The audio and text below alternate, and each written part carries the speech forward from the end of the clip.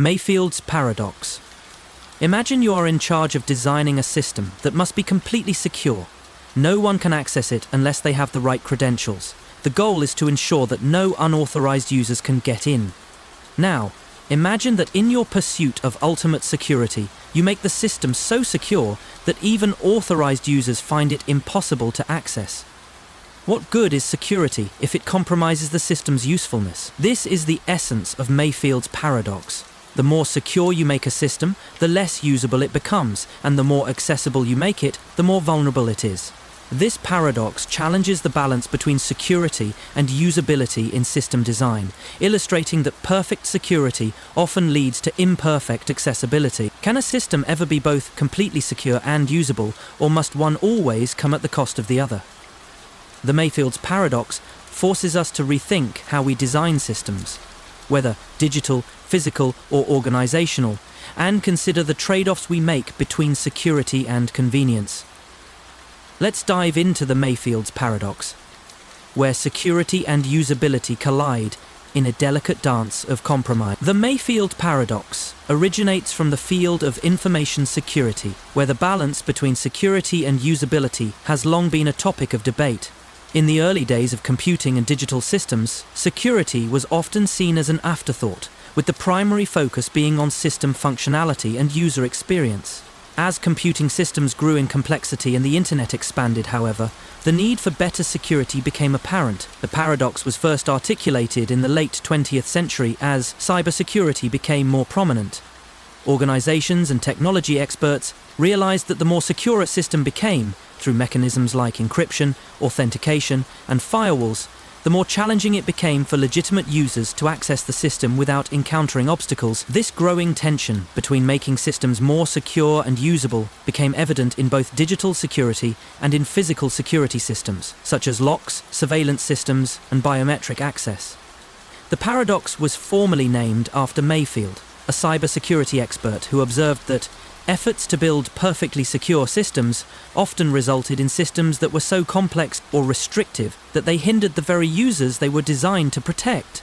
Over time, this paradox gained wider recognition, not only in cybersecurity but also in user experience, UX, and system design fields. It became a central concept in discussions about how to design systems that are both secure and user-friendly without compromising one for the other. The Mayfield's paradox is a fundamental dilemma in the design of any system where both security and usability are priority. The paradox illustrates that as we make systems more secure, their usability tends to decrease, and vice versa. This challenge is particularly relevant in digital security, but it also applies to physical security systems, organizational policies, and everyday life. At the core of the paradox is the tension between restrictive security measures that protect systems from unauthorized access and the user-friendly nature of systems that allow legitimate users to operate quickly and efficiently. Let's explore the paradox in more depth. 1. The nature of security and usability.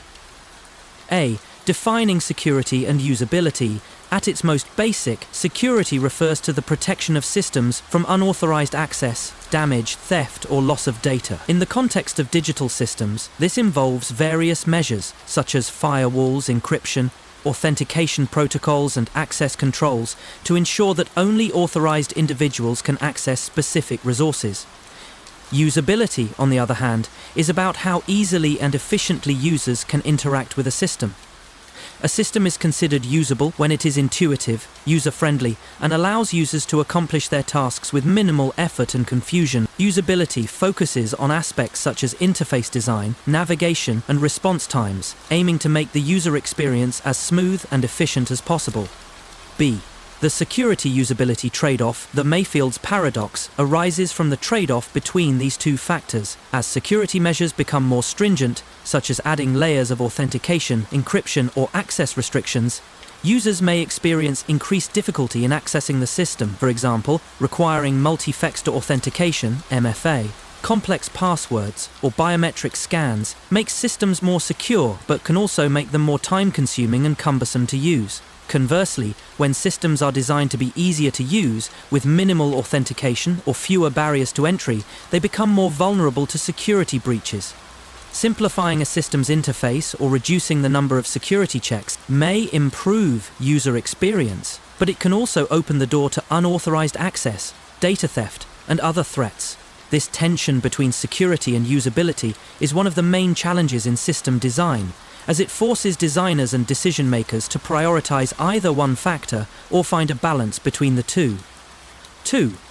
Examples of the Mayfield's paradox. A. Digital security systems. One of the most straightforward examples of the Mayfield's paradox is the implementation of password-based authentication.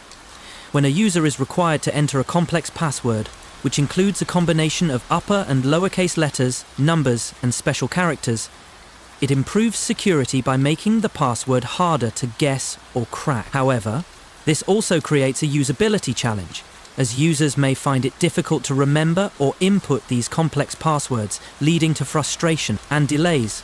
In contrast, a simpler password that is easier to remember, such as a common word or pattern, makes it easier for users to access their accounts quickly. But such a simple password is also far more vulnerable to hacking or brute force attacks, as it can be guessed or cracked easily by attackers. Thus, as security measures increase, usability tends to decrease, making it harder for users to easily access the system while keeping malicious actors at bay. Two-factor authentication, 2FA. The introduction of two-factor authentication, 2FA, which requires users to verify their identity with something they know, password, and something they have, a mobile phone or security token, offers an additional layer of security. However, while 2FA significantly reduces the risk of unauthorized access, it can also make accessing accounts more cumbersome. Users may experience delays when they must input authentication codes or use a secondary device for verification. For some users, the added security may be perceived as an unnecessary hassle, leading to frustration and even the abandonment of two-factor authentication altogether. This creates a scenario where security measures result in user dissatisfaction. Encryption versus usability in file sharing. Another example of the Mayfield's paradox can be seen in file-sharing platforms. To protect sensitive data, many companies use encryption to ensure that files can only be opened by authorized individuals. While this improves security, it can make the process of sharing files more cumbersome for users. Files that are encrypted require additional steps for decryption, which can introduce delays, especially if the encryption keys are lost or the system is slow to process. Additionally, the user experience of interacting with encrypted systems often involves more complex workflows and extra software tools, which can reduce the overall efficiency of sharing files. This creates a situation where a system that is highly secure becomes less efficient and harder for users to navigate. 3. Balancing security and usability. A. Designing for both security and usability. The challenge of the Mayfield's paradox is finding a balance between security and usability. Ideally, a system should be secure enough to protect against unauthorized access, while also being easy enough to use for legitimate use. Some strategies for achieving this balance include adaptive authentication. Instead of requiring heavy security measures for every login, a system could dynamically adjust its security protocols based on factors like the user's location, device, or behavior. For example, users who frequently access their accounts from the same location may only need basic authentication, while users accessing from an unfamiliar location may be asked for additional verification. This reduces friction for regular users while still maintaining security. User education and awareness. In many cases, usability issues arise from users not understanding the security measures in place. Training and education on how to use security features, such as MFA, password managers, etc., can help users adopt secure behaviors without feeling frustrated. Clear instructions and user-friendly interfaces can also help bridge the gap between security and usability. Single sign-on technologies allow users to access multiple applications with one set of credentials, reducing the need to remember and manage multiple passwords. This improves usability while maintaining security by allowing organizations to implement centralized authentication policies and monitor access points across systems. B. Continuous assessment and improvement. Given the dynamic nature of both cybersecurity and user needs, it is important for system designers to continuously assess and adjust security measures to keep up with emerging threats while optimizing user experience. periodically revising access controls, implementing new authentication technologies, and gathering user feedback can help identify areas where the system can be both secure and accessible. 4. The broader implications of the Mayfield's paradox. A. Security in everyday life. The Mayfield's paradox extends beyond digital systems to physical security systems like locks, access control systems, and even healthcare systems. For example, biometric scans, fingerprint or facial recognition provide a higher level of security, but they may also introduce delays and errors if the system misidentifies a person or encounters technical issues.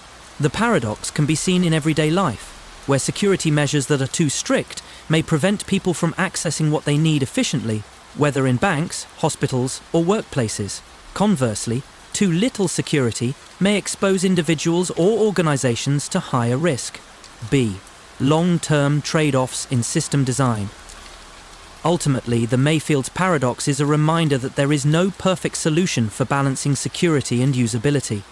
While system designers can work toward an ideal balance, the trade-offs are inherent and will always require continual adjustment. The paradox forces us to think about long-term solutions that anticipate changes in both the threat landscape and user expectations, always recognizing that too much of one, be it security or usability, can compromise the other.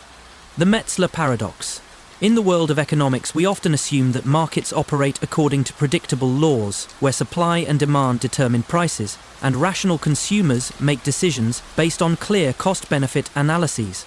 However, in some instances, the real-world behavior of markets defies these expectations. Enter the Metzler paradox, a situation in which rising prices and increased supply of a good lead to decreased demand and unexpected market outcomes. This paradox occurs when economic theory fails to predict actual consumer behavior, leading to a situation where consumers purchase less of a good as the price rises, or when more of it becomes available. While basic supply-demand theory suggests that increasing supply should decrease prices or that higher prices should limit demand, the Metzler paradox demonstrates that this doesn't always hold true in practice. So why does more supply and higher prices sometimes lead to less demand? How can this paradox help us rethink the assumptions underpinning economic behavior?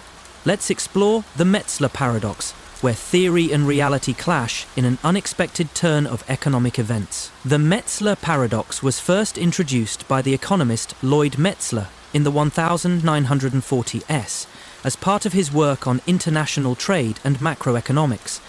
Metzler's research centered on understanding the relationship between prices, supply, and demand within economic models, particularly in the context of international markets and trade. The paradox arose from an observation that real-world markets often behave in ways that contradict the basic laws of economics, such as supply and demand theory. For example, in some markets, an increase in supply can lead to higher prices without a corresponding increase in demand, or even a decrease in consumer interest. This is contrary to the conventional understanding that increased supply leads to lower prices and greater consumer uptake. Metzler's paradox became particularly evident in cases where economic behavior did not align with classical models, leading to the realization that consumer psychology, market structure, and other non-quantitative factors play a significant role in shaping market outcomes. The paradox also contributed to broader discussions about the limits of neoclassical economics and the need to account for human behavior and psychological factors in economic theory. The Metzler paradox is a reminder that economic models can only capture part of the complex reality of how markets function, and that unpredictable factors can sometimes render traditional economic predictions inaccurate. The Metzler paradox highlights the complexity and unpredictability of market behavior, challenging basic economic theory and suggesting that human behavior and market dynamics are more nuanced than previously understood. The paradox demonstrates how rising supply and increased prices can lead to unexpected demand patterns, contradicting classical economic predictions. To understand the Metzler paradox fully, we need to explore the broader principles of supply and demand, the role of consumer psychology, and the influence of market structure on economic behavior. 1. Supply and demand. The classical economic model A. The basics of supply and demand. At the heart of classical economic theory is the concept of supply and demand, which suggests that the price of a good is determined by the interaction between the quantity of goods available, supply, and the quantity of goods that consumers are willing to purchase, demand. According to this theory, if supply increases but demand remains constant, the price of the good should fall, as the market is now saturated with more of the good. If demand increases but supply remains constant, the price should rise as consumers compete for the limited goods available. In both of these cases, price fluctuations are seen as the mechanism that balances supply and demand. However, the Metzler paradox challenges this model by showing that prices can rise even as supply increases, and in some cases demand may decrease despite these changes. This paradox suggests that other factors, beyond simple supply-demand dynamics, influence market behavior. B. Theoretical expectations of price and demand. Traditional economic theory assumes that consumers are rational actors who make decisions based on price signals. If the price of a good rises due to an increase in supply, consumers are expected to purchase less of it, assuming that the price increase makes the good less attractive. Similarly, when supply is abundant and prices fall, demand should increase as consumers are incentivized to buy more due to lower prices. However, the Metzler paradox demonstrates that this is not always the case. Despite the expected behavior of consumers, some markets see an increase in price along with an increase in supply, or a decrease in demand, even when it seems counterintuitive. This deviation from expected behavior requires a deeper understanding of psychological and structural factors in economic transaction. 2. Psychological and behavioral factors in economic decision-making. A. The role of consumer expectations. The Metzler paradox can be partly explained by consumer expectations. In some cases, consumers may perceive an increase in supply or price as an indicator of scarcity or increased value, rather than a mere price increase. This phenomenon is linked to the scarcity effect, where goods that appear to be in abundant supply may be seen as more desirable or valuable even if the prices rise. In this case, consumers may feel compelled to buy more despite the increase in price, as they associate the rising price with higher perceived value. Similarly, if consumers expect prices to continue rising, they may rush to buy the product before prices go even higher, leading to an increase in demand despite the price hike. This can explain why some markets experience price increases and higher demand simultaneously, contrary to the standard predictions of supply and demand theory. B. The influence of social and cultural factors. Social and cultural influences can also play a significant role in how consumers respond to changes in price and supply. For instance, in some markets, particularly those related to luxury goods or status symbols, an increase in price might signal exclusivity, leading consumers to purchase more as a way of signaling their wealth or status. The effect of social signaling and conspicuous consumption can skew traditional expectations of consumer behavior and result in higher demand despite higher prices. In other markets, consumer behavior may be influenced by habit or tradition, causing people to continue purchasing goods even if prices rise. This can be seen in markets for products like gasoline or staple foods, where demand remains relatively inelastic despite significant price changes. 3. Market structure and dynamics. A. Market power and price setting. In real-world markets, not all goods are sold in perfectly competitive environments where prices are determined purely by supply and demand. In many markets, oligopolies or monopolies exert significant market power, allowing firms to set prices at levels that do not necessarily reflect the forces of supply and demand. For instance, if a company controlling a large portion of the market increases supply in order to outcompete competitors, it may still raise prices strategically to maximize profits.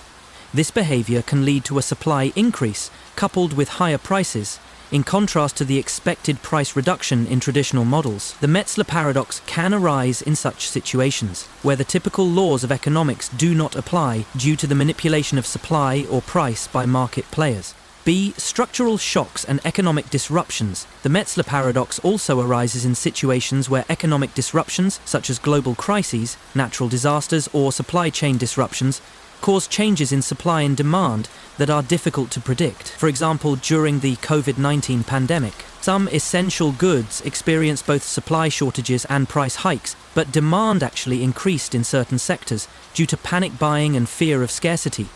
In these cases, the price-demand relationship becomes distorted, and the Metzler paradox emerges, as supply increases do not necessarily lead to price decreases, and price hikes may not lead to demand decreases.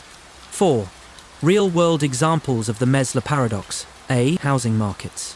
In real estate markets, the Metzler paradox can be observed when housing prices continue to rise even as more homes are built and the supply of houses increases. This can occur when demand is driven by factors other than simple availability, such as speculation, market bubbles, or government policies that encourage home ownership. As new homes are built, they might be priced higher, and demand increases, driven by increased investment or interest in the housing market, despite the increasing availability of homes. Technology and consumer electronics in the consumer electronics market. Particularly with products like smartphones or gaming consoles, it's common to see higher prices as supply increases. Manufacturers may introduce new models with improved features, and while the supply of gadgets may increase, consumers may actually be willing to pay more for the perceived newness or exclusivity of the product. This can result in rising prices coupled with higher demand, contrary to traditional expectations. 5. Implications for economic theory and policy. A. Rethinking economic models. The Metzler paradox reveals the limits of neoclassical economic models, particularly in predicting the behavior of markets that are influenced by psychological, social, and structural factors.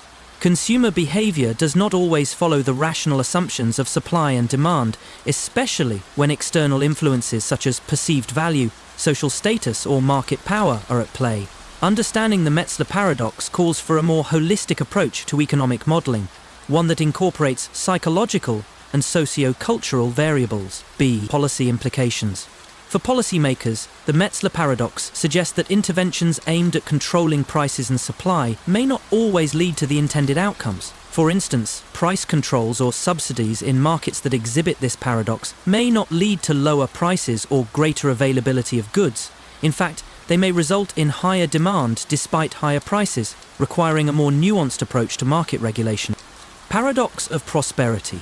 Imagine a nation where economic growth is thriving, unemployment rates are at historical lows, and technological advancements are reshaping industries.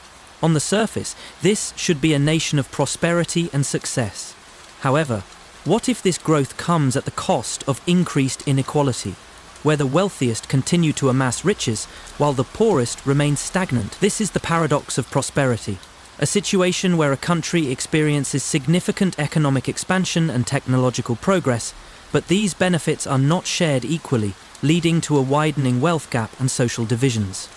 The paradox lies in the idea that economic growth, while seemingly positive, can exacerbate social inequality and leave large segments of the population behind.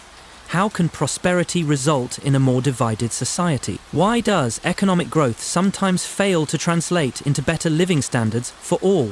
The paradox of prosperity challenges our assumptions about the relationship between wealth and well-being.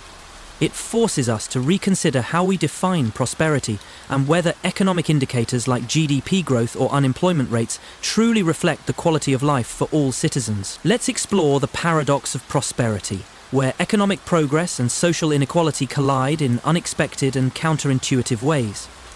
The paradox of prosperity has its roots in modern economic theory and social critique.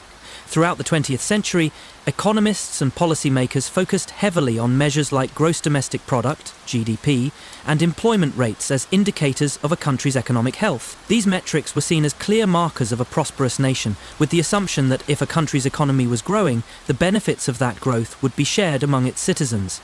However, by the late 20th and early 21st centuries, analysts began to observe a concerning trend. Despite rising economic growth and technological progress, many populations were not experiencing improved living conditions. Instead, the wealthiest individuals and corporations seemed to benefit disproportionately from the growth, while large segments of the population, especially those in lower income brackets, continued to face economic struggles. The paradox of prosperity began to take shape as income inequality and wealth concentration became more pronounced. In developed countries, economic growth often failed to translate into improved income distribution, affordable housing, or access to healthcare for all citizens. The paradox was particularly evident during periods of rapid technological advancement, where automation and globalization led to the displacement of low-wage workers while increasing the wealth of high-skilled professionals and corporate executives. This paradox has sparked debates about the nature of prosperity and whether traditional measures of economic growth are adequate in capturing the well-being of all citizens. Economists, sociologists, and policymakers began to question whether growth alone could lead to an equitable society. The paradox of prosperity highlights the contradictions that arise when economic growth does not equate to social improvement. It challenges the assumption that prosperity is automatically beneficial for all members of society. In this paradox, economic indicators such as GDP growth, technological innovation, and increased employment do not always reflect the quality of life or economic equality for citizens. Instead, prosperity can be accompanied by increased inequality, where wealth becomes increasingly concentrated among the rich, while the poor or working class remains stagnant. 1. The role of economic growth in shaping prosperity. A. GDP growth and its limitations. For much of the 20th century, GDP growth was viewed as the central metric for determining a nation's prosperity. Policymakers and economists assumed that if the economy was growing, wealth and well-being were improving for all citizens. However, GDP growth is an aggregate measure that does not account for how wealth is distributed across the population. A country's GDP can increase while large segments of the population experience widening inequality or declining standards of living. For example, developed countries like the United States have experienced significant GDP growth in recent decades, but the benefits have largely been concentrated among the wealthiest individuals. In fact, income inequality in many developed countries has increased as wealth has become more concentrated at the top. This creates a disconnect between the appearance of prosperity and the reality of economic disparity. B. Technological innovation and automation. Technological innovation and automation have driven significant improvements in productivity, but they have also created new challenges in terms of job displacement and income inequality. As robots and artificial intelligence, AI, replace human workers in certain industries, low-skilled jobs are disappearing, while the demand for high-skilled workers is increasing. This has led to a two-tiered labor market, where highly educated and skilled professionals reap the benefits of automation, while low-wage workers in industries like manufacturing, retail, and transportation are left behind. For instance, automation in factories and the retail sector has resulted in massive job losses for workers who do not have the skills required to transition into higher-paying roles in tech, healthcare, or finance. This technological shift has led to the economic marginalization of entire segments of the workforce, despite the overall prosperity created by technological progress. C. Globalization and economic displacement. Globalization has also played a significant role in the paradox of prosperity.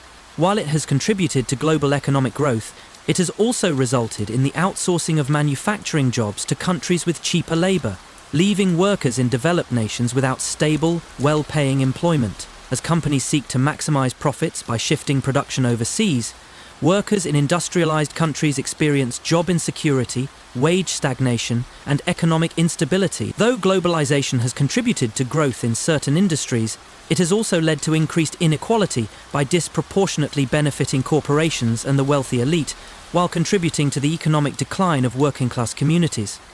This phenomenon is especially evident in regions that were once reliant on manufacturing and heavy industry. 2.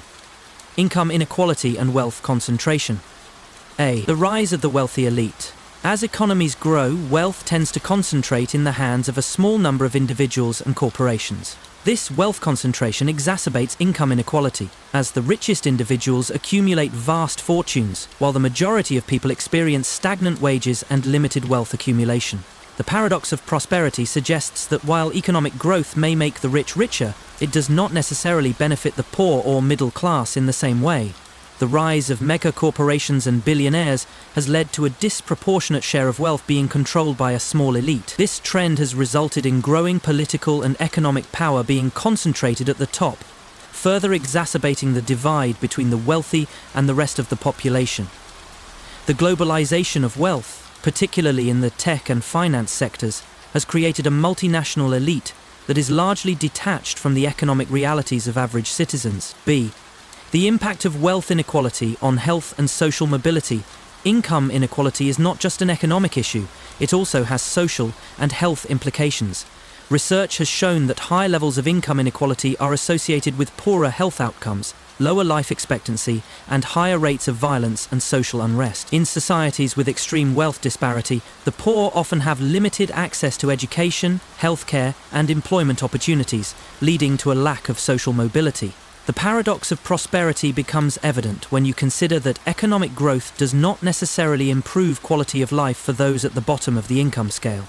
As the wealth gap widens, the poor face greater obstacles to upward mobility, creating a cycle of poverty and inequality that is difficult to break.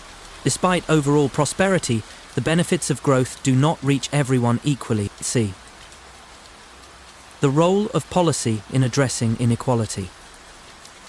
Addressing the paradox of prosperity requires policy solutions that tackle the root causes of income inequality and wealth concentration. Progressive tax systems, universal healthcare, education access, and living wages are essential tools in reducing inequality and ensuring that the benefits of prosperity are shared more equitably. Countries like Scandinavia, which have implemented policies to redistribute wealth, have achieved high levels of economic growth while maintaining lower levels of inequality. In contrast, countries that prioritize tax cuts for the wealthy and deregulation often see a rise in income inequality alongside economic growth, creating a more pronounced wealth divide. 3. Social and political effects of the paradox. A. Social unrest and polarization. The paradox of prosperity can lead to social unrest and political polarization. When economic growth is accompanied by rising inequality, it fosters feelings of resentment, disillusionment, and alienation among those who are left behind. As wealth becomes concentrated in the hands of a few, it is often perceived as a failure of the system to provide opportunity for all. This sense of injustice can contribute to political instability and social movements that demand more equitable distribution of wealth and resources. The growing populist movements seen in many countries around the world are a direct response to this paradox. Disenfranchised individuals, especially in economically disadvantaged communities, are rallying against elite control and calling for a redistribution of wealth and power. As these movements grow, they often clash with entrenched interests that benefit from economic growth but are resistant to structural change. B. The need for a new measure of prosperity. The paradox of prosperity suggests that traditional metrics like GDP and economic growth may not be sufficient to measure the well-being of a nation. While these indicators focus on wealth creation, they do not account for social inequality, quality of life, or environmental sustainability. New measures, such as the Human Development Index, HDI, or Genuine Progress Indicator, GPI, focus on more holistic measures of prosperity that consider health, education, and environmental factors alongside economic growth. 4. Conclusion. Rethinking prosperity in the 21st century. A. Prosperity beyond growth. The paradox of prosperity forces us to reconsider how we define economic success. Is prosperity truly about growth and accumulation of wealth, or should it be about quality of life, health, and social equity? As nations around the world continue to experience economic growth, they must also focus on how to address inequality and ensure that the benefits of that growth are shared equitably. B. Moving toward inclusive prosperity. To resolve the paradox, policymakers must focus on creating a more inclusive definition of prosperity, one that takes into account not only economic growth, but also the distribution of wealth, social mobility, and public well-being. Prosperity should be seen as the well-being of society as a whole, rather than the accumulation of wealth by the few. Paradox of thrift. Imagine that. You are told that saving money is one of the best ways to secure your financial future. So you tighten your belt, cut back on spending, and put more into your savings account.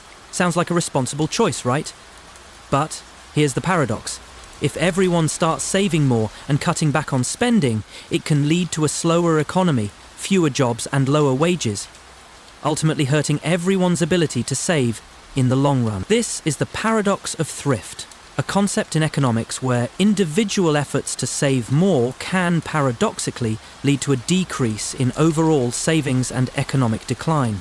The more people try to save money, the less money there is circulating in the economy, which can lead to reduced business profits, lower incomes, and even higher unemployment.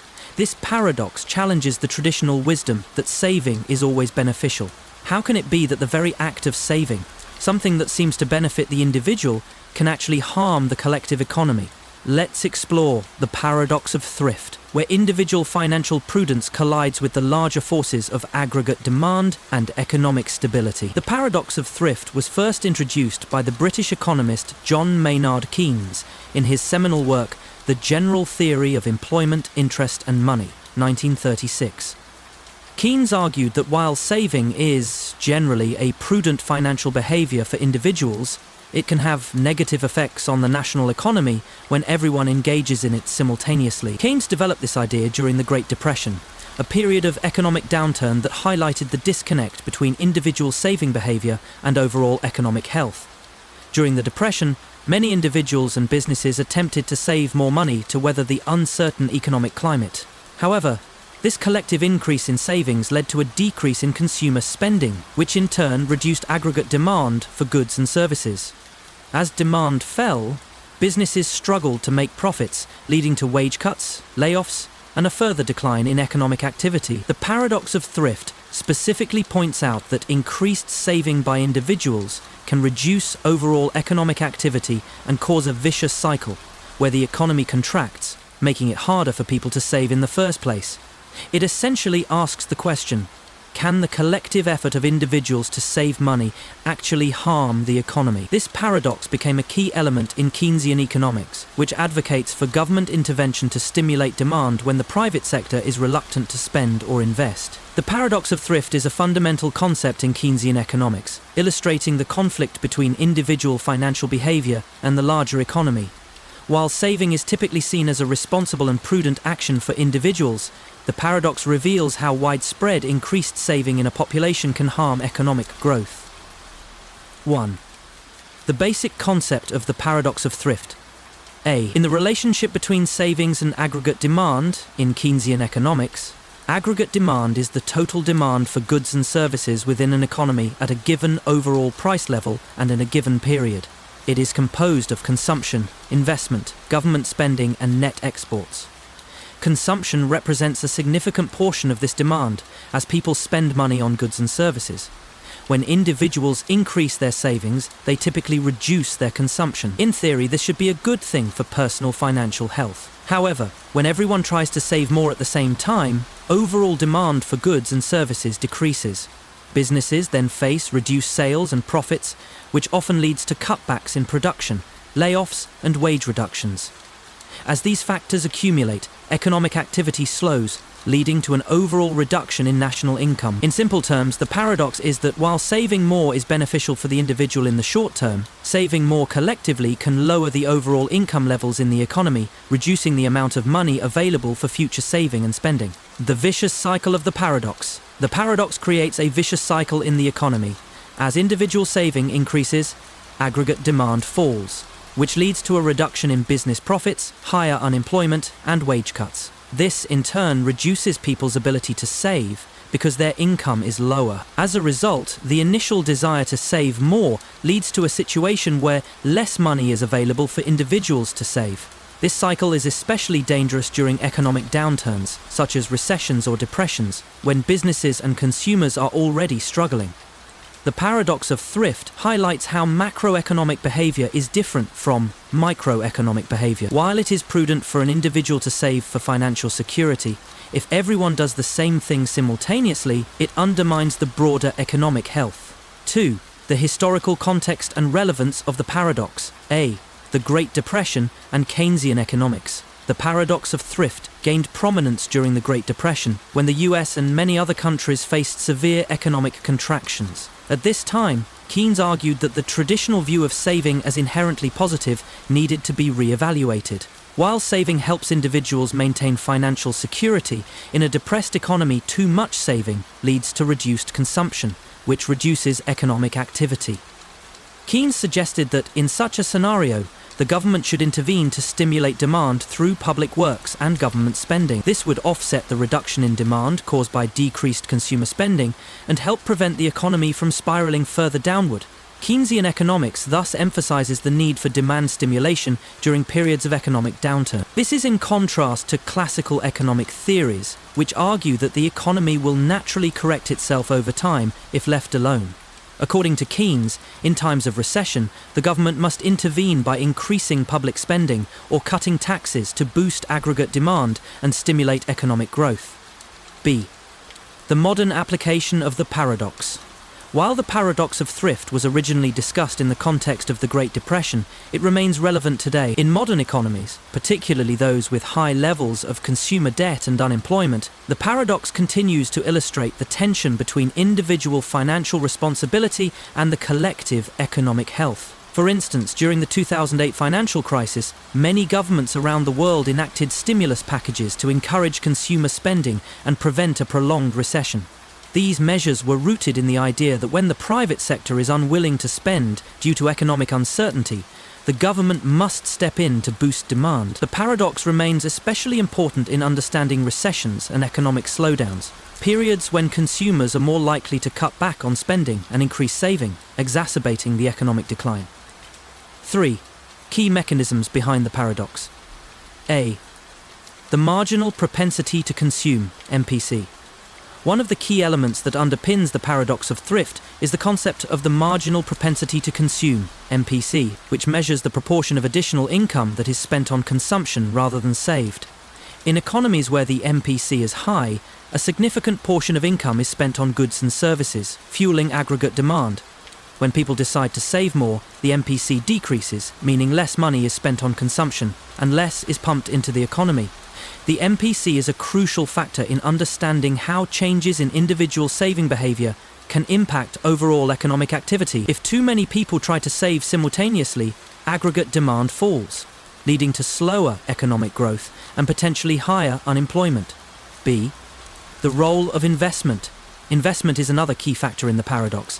When consumer spending decreases, businesses may find themselves with excess inventory and lower profits, prompting them to cut back on investment. Since investment is a critical driver of economic growth, a reduction in business investment further deepens the economic slowdown. A decrease in business investment can have long-lasting effects on the economy, leading to lower productivity growth, fewer job opportunities, and an overall deterioration in economic conditions. This is why demand stimulation, either through private investment or public spending, is crucial in mitigating the paradox of thrift. 4. Implications for government policy. A. Fiscal stimulus and public spending. One of the major implications of the paradox of thrift is the need for government intervention during times of economic slowdown. When the private sector pulls back from spending and saving increases, the government can play a pivotal role by increasing public spending or cutting taxes to encourage consumption. In practice, fiscal stimulus measures, such as infrastructure investment, subsidies for consumer goods, or direct cash transfers, can help counteract the negative effects of increased saving. By stimulating demand, the government can prevent the economy from entering a vicious cycle of reduced consumption and stagnation. B. The need for balanced fiscal policies while stimulating demand is crucial during a recession. It is also important for governments to maintain a balanced approach to fiscal policy. Over-reliance on debt-financed public spending can lead to future financial instability. Thus, the key challenge is to balance short-term stimulus efforts with long-term economic sustainability. Effective fiscal policies should aim to encourage economic growth without contributing to unsustainable debt levels that could harm future generations. 5. The paradox of saving in a global context. A. Global savings and economic imbalances, the paradox of thrift, also has implications in the global context. As some countries, such as China, have high levels of savings, they often rely on exporting goods to countries like the United States, where consumers tend to have a low savings rate and a higher consumption rate. This global imbalance between savings and spending can lead to economic inequality and create challenges in balancing the world economy. For instance, countries with high levels of savings may accumulate large amounts of foreign exchange reserves, but they may also face domestic demand stagnation due to a lack of consumption. On the other hand, countries with high levels of debt and low savings may face long-term economic challenges as their external debts increase while internal consumption remains high. B. Global economic stimulus, the paradox of thrift. is thus not only a national issue but a global economic challenge. As countries around the world attempt to increase savings to weather financial uncertainty, they may unintentionally reduce global economic growth, leading to slower global economic. Understanding this paradox is essential for formulating policies that can foster global cooperation and economic stability. Paradox of toil. Imagine that you are told that saving money is one of the best ways to secure your financial future. So you tighten your belt, cut back on spending, and put more into your savings account. Sounds like a responsible choice, right? But here's the paradox. If everyone starts saving more and cutting back on spending, it can lead to a slower economy, fewer jobs, and lower wages, ultimately hurting everyone's ability to save in the long run. This is the paradox of thrift, a concept in economics where individual efforts to save more can, paradoxically, lead to a decrease in overall savings and economic decline. The more people try to save money, the less money there is circulating in the economy, which can lead to reduced business profits, lower incomes, and even higher unemployment. This paradox challenges the traditional wisdom that saving is always beneficial. How can it be that the very act of saving, something that seems to benefit the individual, can actually harm the collective economy? Let's explore the paradox of thrift, where individual financial prudence collides with the larger forces of aggregate demand and economic stability. The paradox of thrift was first introduced by the British economist John Maynard Keynes in his seminal work The General Theory of Employment, Interest and Money, 1936. Keynes argued that while saving is generally a prudent financial behavior for individuals, it can have negative effects on the national economy when everyone engages in it simultaneously. Keynes developed this idea during the Great Depression, a period of economic downturn that highlighted the disconnect between individual saving behavior and overall economic health. During the Depression, many individuals and businesses attempted to save more money to weather the uncertain economic climate. However, this collective increase in savings led to a decrease in consumer spending, which in turn reduced aggregate demand for goods and services. As demand fell, businesses struggled to make profits, leading to wage cuts, layoffs, and a further decline in economic activity. The paradox of thrift specifically points out that increased saving by individuals can reduce overall economic activity and cause a vicious cycle where the economy contracts, making it harder for people to save in the first place.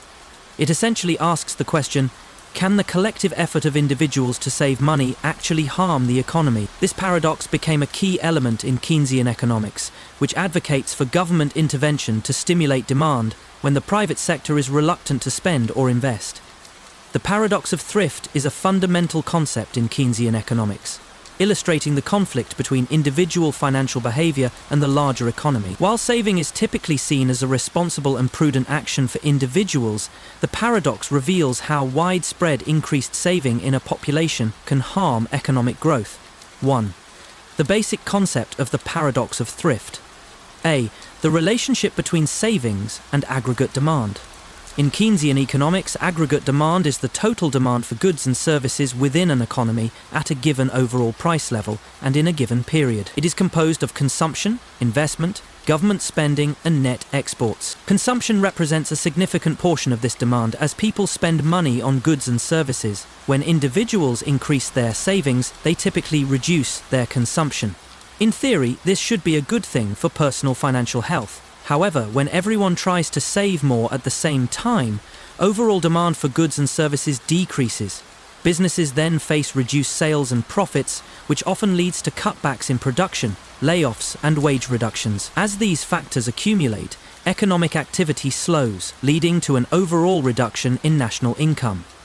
In simple terms, the paradox is that while saving more is beneficial for the individual in the short term, saving more collectively can lower the overall income levels in the economy, reducing the amount of money available for future saving and spending. B. The vicious cycle of the paradox. The paradox creates a vicious cycle in the economy. As individual saving increases, aggregate demand falls, which leads to a reduction in business profits, higher unemployment, and wage cuts. This, in turn, reduces people's ability to save because their income is lower.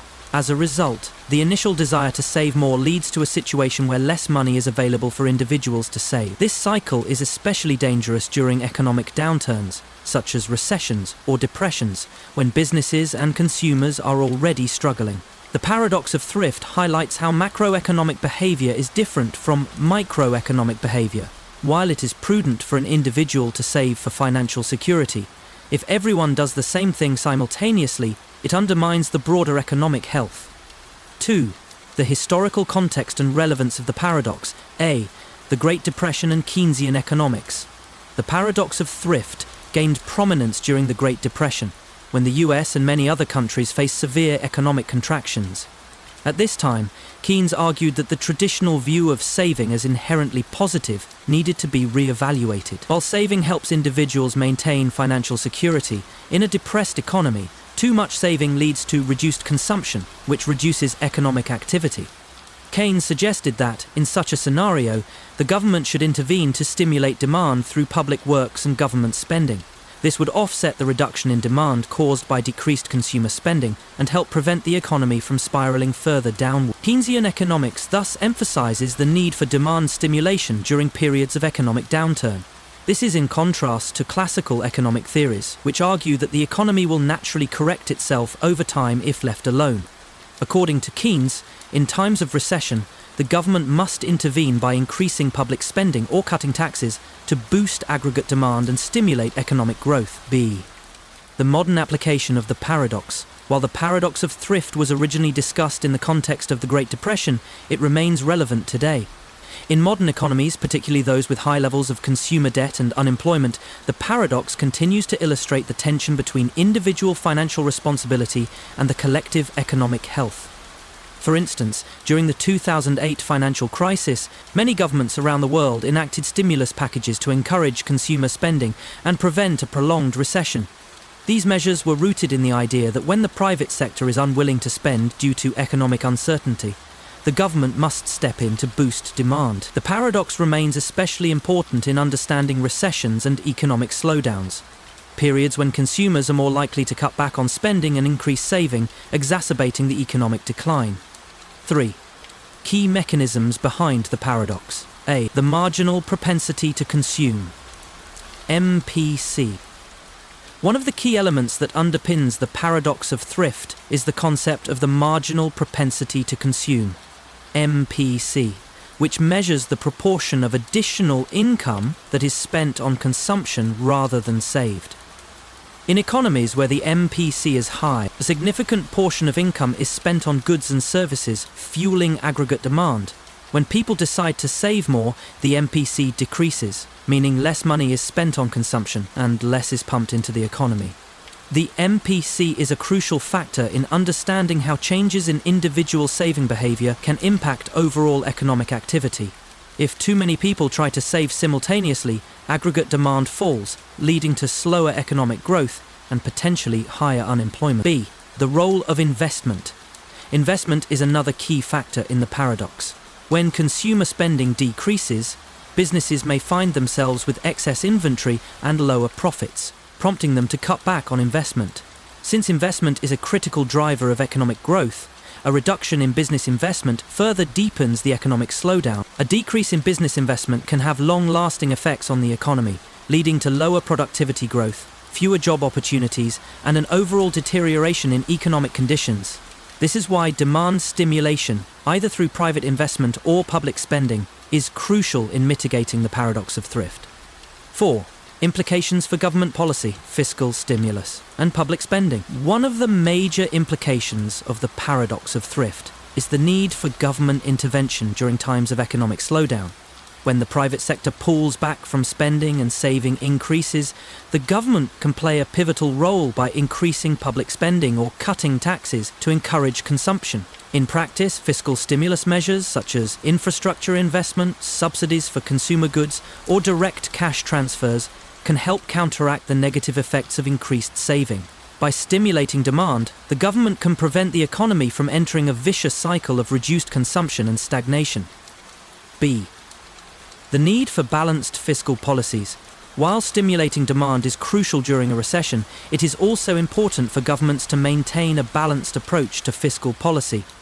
Over-reliance on debt-financed public spending can lead to future financial instability. Thus, the key challenge is to balance short-term stimulus efforts with long-term economic sustainability. Effective fiscal policies should aim to encourage economic growth without contributing to unsustainable debt levels that could harm future generations. 5. The paradox of saving in a global context. Global savings and economic imbalances, the paradox of thrift, also has implications in the global context. As some countries, such as China, have high levels of savings, they often rely on exporting goods to countries like the United States, where consumers tend to have a low savings rate and a higher consumption rate. This global imbalance between savings and spending can lead to economic inequality and create challenges in balancing the world economy. For instance, countries with high levels of savings may accumulate large amounts of foreign exchange reserves, but they may also face domestic demand stagnation due to a lack of consumption. On the other hand, countries with high levels of debt and low savings may face long-term economic challenges as their external debts increase while internal consumption remains high. Global economic stimulus. The paradox of thrift is thus not only a national issue but a global economic challenge. As countries around the world attempt to increase savings to weather financial uncertainty, they may unintentionally reduce global aggregate demand, leading to slower global economic growth. Understanding this paradox is essential for formulating policies that can foster global cooperation and economic stability. Paradox of value. Why does water, an essential for life, often cost less than diamonds, which have little practical utility? This paradox of value, also known as the diamond-water paradox, has puzzled economists and philosophers for centuries. On the surface, this question seems to defy economic logic. How can something that is vital to human survival be worth so much less than something that is purely ornamental? The paradox challenges our understanding of value, suggesting that the price of an item is not necessarily linked to its usefulness or intrinsic value, but rather to its scarcity, demand, and utility in the marketplace. In simple terms, water is abundant, making it cheap, while diamonds are rare and difficult to obtain, which makes them valuable. However, the contradiction becomes clear when we consider that the total utility of water is higher than that of diamonds, especially for survival. This paradox has deep implications for how we define and measure value in both economic theory and real-world markets. Let's explore the paradox of value, where scarcity, usefulness, and demand collide in ways that challenge our understanding of worth. The paradox of value was first clearly articulated by the Scottish philosopher and economist Adam Smith in his seminal work, The Wealth of Nations, 1776. Smith observed that while water is essential for life and diamonds are merely ornamental, diamonds were priced much higher in the market despite their lack of practical use. This paradox challenged the classical economic theory of value, which linked the price of goods directly to their usefulness. The diamond-water paradox was further refined and examined by Jean-Baptiste Say, who developed a theory about use value and exchange value. He suggested that the value of an item could be determined not just by its utility and use, but also by the market demand and scarcity.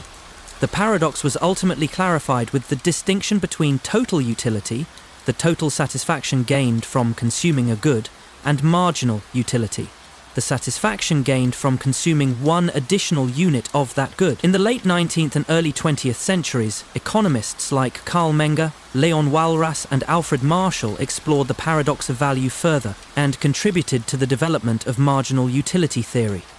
According to this theory, the price of a good is influenced not by its total utility, but by its marginal utility, or the value of the last unit consumed. This approach helped to resolve the paradox, illustrating that scarcity and demand are key drivers of market prices, even when the utility of an item is low compared to others. Today, the paradox of value remains a central topic in economic theory, particularly in discussions about utility, scarcity, and market dynamics.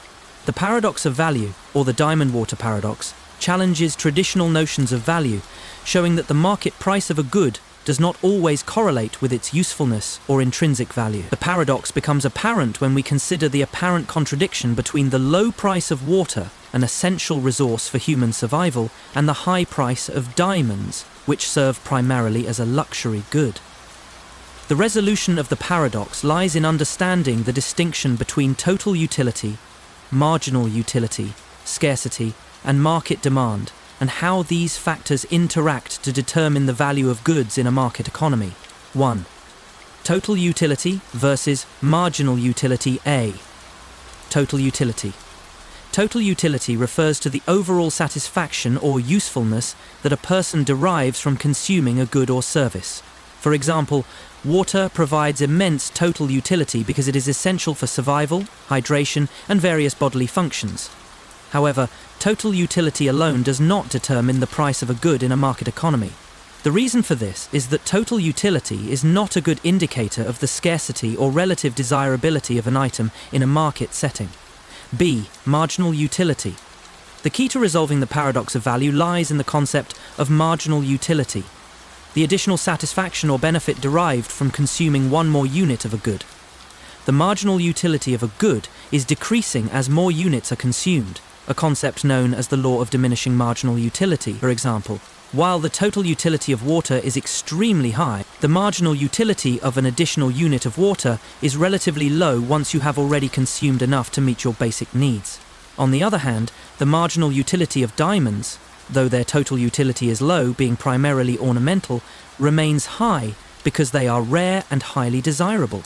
As a result, the scarcity and desirability of diamonds lead to a higher price, even though they provide less total utility than water. The marginal utility theory helps explain why water, despite its immense total utility, is cheap. It is abundant and readily available, meaning that the additional satisfaction derived from consuming more water is minimal. In contrast, diamonds, being rare and difficult to obtain, have high marginal utility and thus command a high price in the market. 2. Scarcity and demand. A. The role of scarcity. Scarcity plays a crucial role in determining the value of a good. According to classical economic theory, the scarcity of a good is a key factor in determining its price. Water, despite its total utility, is abundant and relatively easy to access in most parts of the world, making it a non-scarce good. Its low scarcity leads to a relatively low market price. In contrast, diamonds are scarce. They are hard to find, difficult to mine, and require significant resources to extract. The rarity of diamonds, combined with their high demand, leads to a high price. The paradox of value illustrates that the price of a good is often more influenced by scarcity and demand than by its intrinsic utility. B. The law of supply and demand. The law of supply and demand explains why scarce goods like diamonds command higher prices. When the supply of a good is limited and the demand for it is high, the price will naturally rise. In the case of diamonds, their limited supply and high demand from individuals seeking luxury or status symbols lead to high prices. Water, on the other hand, is abundant, and its supply exceeds the demand for its basic consumption, leading to a lower price. This dynamic is particularly relevant in free markets, where prices are determined by the intersection of supply and demand. The market equilibrium price reflects the balance between availability and desirability, not necessarily the useful value of a good. 3. The role of utility in value determination. A. Total utility. Economic value is determined by how much people are willing to pay for a good, which is shaped by marginal utility, scarcity, and demand. The paradox becomes apparent when we compare total utility to economic value. Water provides essential total utility, but its economic value is low because its marginal utility diminishes quickly. Diamonds, on the other hand, provide limited total utility, but possess a high economic value due to their scarcity and demand. B. Utility and consumer choice. Consumer choice theory helps explain the paradox of value by showing how individuals make decisions based on the marginal utility they expect to gain from a good rather than its total utility. Consumers are rational in their purchasing decisions, meaning they will choose goods that provide the greatest marginal utility per unit of expenditure. This is why luxury goods with high marginal utility, like diamonds, often command a higher price, even though their total utility is less than that of necessities like water. The paradox of value invites us to rethink our traditional views on what makes a good valuable. While we may assume that the most useful items, like water, should be the most expensive, economic value is often driven by factors like scarcity, demand, and marginal utility rather than total utility. 4. Criticisms of the paradox of value. A. The subjective theory of value. One criticism of the paradox of value is that it assumes an objective notion of value based on utility and scarcity. However, according to the subjective theory of value, value is not intrinsic to the object itself, but is determined by individual preferences and circumstances. From this perspective, water may be invaluable to someone dying of thirst, while a diamond might hold little value to someone who has no interest in luxury goods. The subjective theory of value suggests that utility is highly dependent on individual perception and context. B. The utility-value disconnect. Some economists argue that the paradox of value reveals a disconnect between utility and market value that challenges traditional economic models. The paradox suggests that market prices may not always reflect the true utility of goods, as factors like scarcity, demand, and consumer preferences play a significant role in determining prices. In this way, market prices can sometimes seem irrational when viewed from the perspective of total utility. 5. Implications of the paradox of value. A. Understanding market prices, the paradox of value, provides important insights into how market prices are formed. It teaches us that the price of goods is influenced not just by their intrinsic value or usefulness, but by supply, demand, and scarcity. Understanding these dynamics helps us better navigate economic markets and make informed decisions about pricing and consumption. B. Rethinking economic theories. The paradox also encourages us to reconsider traditional economic theories of value. By recognizing the importance of marginal utility and scarcity, we gain a more nuanced understanding of how value is determined in the real world. This shift in perspective has far-reaching implications for public policy, resource allocation, and business strategy. Productivity paradox. Imagine a world where technology is advancing at breakneck speed. Computers become more powerful, internet speeds increase exponentially, and automation is transforming industries. In theory, these innovations should lead to greater productivity, economic growth, and efficiency. Yet, despite all these advancements, something strange happens. Productivity growth seems to stagnate. This is the productivity paradox, a phenomenon where, despite the rapid development of new technologies, we do not always see the expected rise in economic output or efficiency. How can it be that our tools and systems are improving, yet productivity remains flat or even decreases? The paradox challenges the conventional belief that technology equals efficiency and calls attention to the complexities behind the relationship between innovation and economic performance. Is it possible that technological advancement alone is not enough to drive productivity, or are there deeper economic, social, and psychological factors at play?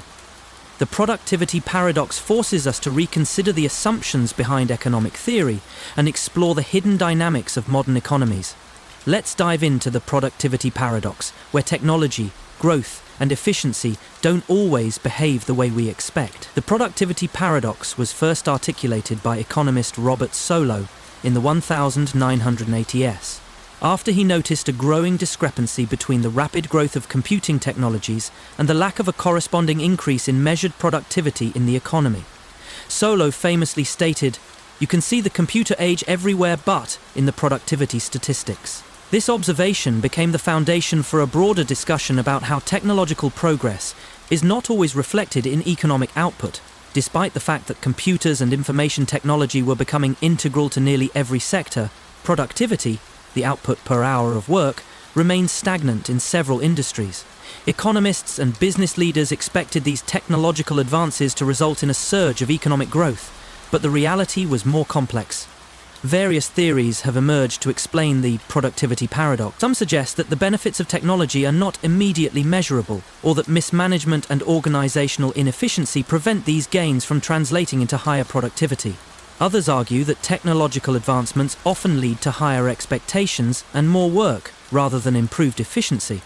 Additionally, the paradox may be linked to the time lag between technological adoption and measurable outcomes. While this paradox is widely recognized, it continues to be a topic of debate in economics, business, and technological innovation. The productivity paradox presents a compelling puzzle in the study of economics and technology. Despite the widespread adoption of innovative technologies that should, in theory, increase efficiency and economic growth, productivity statistics in some sectors fail to show the expected gains. This paradox challenges the belief that technological progress automatically leads to higher productivity. To understand the paradox, it is essential to explore the various dimensions in which technological advancement and productivity are related, as well as the factors that complicate the expected outcomes. 1. The traditional view of technology and productivity. A. Technological progress and efficiency. Historically, technological innovations have been closely tied to productivity improvements. For example, the Industrial Revolution brought about significant increases in productivity through the introduction of machinery, which allowed workers to produce more goods in less time. The same logic applied to the development of computers and automation systems in the late 20th and early 21st centuries. New technologies were expected to make industries more efficient, resulting in higher productivity. In the case of computers and digital technologies, the assumption was that processing power would increase, automation would improve, and workers would be able to produce more in less time. However, despite these advancements, productivity rates in certain sectors did not improve as expected. B. The productivity measure, output per hour of work. Productivity is traditionally measured as the output per hour of work. When technology improves, the expectation is that workers will produce more in the same amount of time, which should lead to higher productivity. However, the paradox arises when, despite the introduction of advanced technologies, there is no corresponding increase in output per hour, or it takes longer than expected for these gains to materialize in the economy. This lag in productivity improvement has been seen in sectors like manufacturing, service industries, and even technology itself. While it may seem intuitive that newer technologies would lead to higher output, there are several factors that contribute to the paradox. 2. Factors contributing to the productivity paradox. A. Measurement issues. One of the most significant reasons for the productivity paradox is the challenge of measuring productivity accurately in an age of rapidly changing technology. Traditional productivity measures, such as output per hour of labor, may fail to capture the value created by new technologies. For example, the increased use of cloud computing, data analytics, and artificial intelligence can lead to more efficient decision-making, but the value generated by these tools may not be reflected in traditional output measures. Additionally, some advancements in technology may not immediately show tangible improvements in productivity because their impact is felt in indirect ways. For example, the improvement in communication due to the widespread adoption of smartphones and the internet may not show up in quantitative productivity statistics, but may lead to increased collaboration, innovation, and overall efficiency over time. B. Time lags in technological adoption. Another reason for the productivity paradox is the time lag between the introduction of new technology and the realization of its benefits. While a new technology may be introduced and implemented, it often takes time for businesses and workers to learn how to effectively use it, integrate it into their processes, and see measurable results. For example, automation technologies in manufacturing may initially cause disruptions as workers adapt to new systems, but the productivity benefits may not be fully realized until the system is optimized. Similarly, businesses may need time to reorganize or restructure their operations to fully leverage new technologies. The learning curve associated with new technologies means that the benefits in terms of productivity may not be immediate, and it may take years for the full potential of a new technology to be realized. C. Organizational and management challenges. In many cases, the failure to realize productivity gains from new technologies is linked to organizational issues and management practices. Implementing a new technology is not just about installing hardware or software. It also requires careful management of human resources, organizational structures, and processes. If businesses do not have the right infrastructure or the appropriate organizational culture to support innovation and technological change, they may fail to fully harness the productivity potential of new technologies. For example, inefficient management practices or a lack of training for workers can result in underutilization of technological tools, reducing the expected impact on productivity. Additionally, a lack of alignment between technology adoption and business objectives can lead to misallocation of resources, where companies invest heavily in technology without a clear understanding of how it will drive efficiency or growth. D. Increased expectations and higher standards. A more subtle contributor to the productivity paradox is the phenomenon of increased expectations and higher standards in the face of new technology. As new technologies make it easier to increase output, there is often a corresponding rise in expectations for what constitutes success. For example, in industries where automation leads to lower production costs, workers may be expected to produce even higher quantities of goods or services, leading to increased pressure and a reduction in the perceived gains from innovation. In some cases, technological advancements lead to greater complexity in production processes, making it more difficult to measure improvements in efficiency. As organizations and industries push to meet the new higher standards set by technological advancements, productivity improvements may be offset by the increased demands placed on workers and systems. 3. The role of technological overconfidence. A. Overestimating the impact of technology. Another factor contributing to the productivity paradox is overconfidence in the impact of technology. Often businesses and governments place overly optimistic expectations on the transformative potential of new technologies, assuming that they will deliver immediate and large-scale productivity improvements. When these expectations are not met, the perceived failure to deliver on promises of efficiency can contribute to the paradox. Technology itself is not a guarantee of immediate success. The productivity paradox underscores the importance of understanding the complex relationship between technology, business strategy, and worker behavior. In some cases, simply introducing new technology without adequate planning or consideration of how it fits into existing workflows may lead to a temporary decline in productivity. 4. Economic factors and the impact of technology on job markets. A. Job displacement and shifts in employment. The productivity paradox also highlights the complexity of technological disruption in the labor market.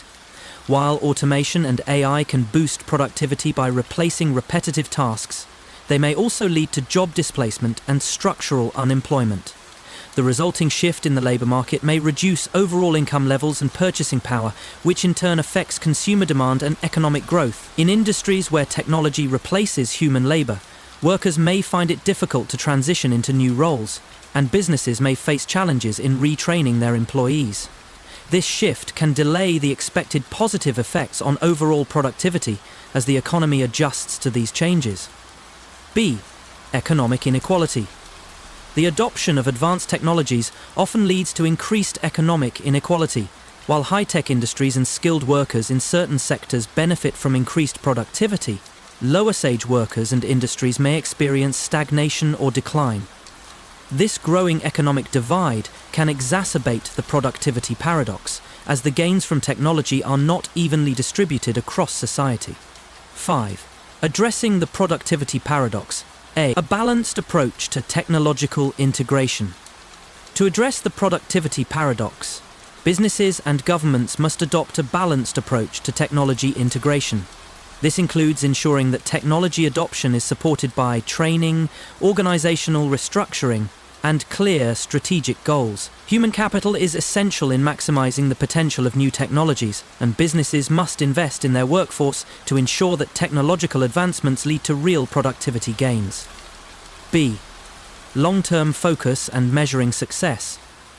In order to overcome the productivity paradox, companies must also take a long-term perspective on technological investments. The benefits of new technologies may not be immediately measurable, and it may take years for their full impact to be seen. Companies should focus on sustainable growth rather than short-term efficiency, and productivity improvements should be measured in the context of overall organizational goals, not just immediate outputs. Ship Paradox. Imagine a situation where an increase in consumer choice leads to worse outcomes for individual welfare. It sounds counterintuitive, doesn't it? After all, the more choices we have, the better, right? But the Ship Paradox forces us to rethink this assumption by suggesting that in some cases, more choices can actually lead to greater dissatisfaction and lower overall well-being. How can this be? The paradox, named after economist Tibor Sitowski, challenges the traditional view that consumer sovereignty and expanded choices always improve welfare. Instead, it suggests that beyond a certain point, the addition of more options can create decision fatigue, anxiety, and regret, ultimately reducing a person's sense of satisfaction. The Sitowski paradox highlights the complex relationship between choice, welfare, and happiness. Could it be that too much freedom or too many options might actually diminish our well-being? Let's explore the Sitowski paradox, where more choice doesn't always equal better welfare. The Sitovsky paradox was introduced by Tibor Sitovsky in 1942 in his work on welfare economics. Sitovsky, a Hungarian-American economist, was interested in understanding the relationship between consumer choice and economic welfare, particularly in the context of individual satisfaction and well-being. Traditionally, welfare economics had been guided by the idea that more choices equate to better outcomes for consumers, as they would be able to choose the option that best satisfied their preferences. This view aligned with the idea that consumer sovereignty was a fundamental principle of free market economics. However, Sitovsky's work challenged this assumption by demonstrating that the increase in consumer choices might not always result in greater welfare.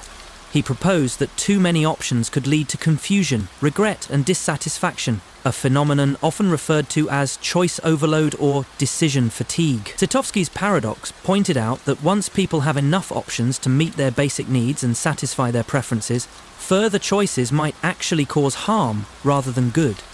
The paradox has had lasting implications in consumer behavior, psychology, and economics, especially in the fields of marketing, decision theory, and public policy. It suggests that, in some contexts, less choice can actually lead to better outcomes, challenging the assumption that more is always better. The Sitovsky paradox highlights an intriguing counterpoint to the conventional economic wisdom that more choices lead to greater satisfaction. It challenges the assumption that consumer choice is always beneficial to individual welfare by showing that beyond a certain point, the availability of too many options can result in dissatisfaction, anxiety, and a lower quality of life. To understand the paradox fully, we need to explore how choice affects decision-making, welfare, and happiness. 1. The traditional view: more choice is better. A. Consumer sovereignty and welfare. The conventional wisdom in welfare economics posits that greater consumer choice leads to greater satisfaction. This idea is rooted in the principle of consumer sovereignty, which holds that consumers, as rational decision-makers, are best equipped to determine their own preferences and make choices that maximize their personal welfare. According to this view, the more options available to consumers, the better they can choose the product or service that most closely aligns with their needs and desires. In a typical free market, firms offer various products and services to cater to different tastes, needs, and preferences. The greater the variety of products, the more likely it is that consumers will find something that fits their individual preferences. As a result, economic welfare is thought to increase with the expansion of choice, as consumers are empowered to make decisions that align with their personal utility. B. The assumption of rational choice. The traditional economic model assumes that consumers are rational and make decisions that are in their best interest. Rationality implies that consumers have the capacity to process information, compare options, and select the best choice based on their preferences and circumstances. Under this assumption, more choices naturally lead to better outcomes, as consumers are able to pick the option that maximizes their utility. In this context, expanded consumer choice is seen as a sign of progress, one that reflects the freedom of individuals to pursue their own happiness. Markets that provide a wide array of options are seen as successful, as they are meeting the diverse needs and desires of consumers. This assumption has been the foundation for many modern market economies and consumer-driven economies, where competition and choice are seen as central to creating wealth and improving welfare. 2. The Sitovsky paradox. Too much choice is harmful. A. The problem of decision fatigue. The Sitovsky paradox arises when we challenge the assumption that more choice is always beneficial. One of the key elements of the paradox is the concept of decision fatigue, the idea that making too many decisions can result in mental exhaustion, leading to poorer decision-making and a lower sense of satisfaction. When faced with too many options, individuals can become overwhelmed by the sheer number of choices available and experience stress and anxiety in the decision-making process. In a typical shopping experience, for instance, a consumer might be confronted with hundreds of choices for a single product, such as cereal or shampoo. The overwhelming number of options can cause mental fatigue, making it harder for consumers to evaluate each choice effectively. This can result in either choice avoidance, where consumers delay or avoid making decisions altogether, or suboptimal choices, where consumers pick a product not because it's the best option, but because they are overwhelmed by the choices available. B. The diminishing returns of choice. According to Sitovsky, there is a diminishing return to the number of choices available. Initially, adding more choices can increase consumer satisfaction, as individuals are more likely to find a product that fits their preferences. However, after a certain point, additional options begin to create diminishing returns in terms of welfare. This means that once consumers have access to enough choices to satisfy their basic needs and preferences, the addition of more options starts to have negative effects on decision satisfaction and well-being. For example, when buying a car, a consumer may initially appreciate having a variety of options, different models, colors, and features, but once they have a clear sense of what they want, the overabundance of choices may make the decision-making process more difficult and stressful, leading to regret and dissatisfaction with the final choice. C. The impact of choice overload on happiness. Another key aspect of the Soothe paradox is the relationship between choice overload and happiness. In contrast to the traditional belief that more choice increases happiness, Soothe suggests that an excessive number of options can lead to less satisfaction and lower happiness. When consumers are faced with too many choices, they experience greater expectations and anxiety about making the right choice. As a result, they may feel regret after making a decision, wondering if they could have made a better choice had they considered all of the available options.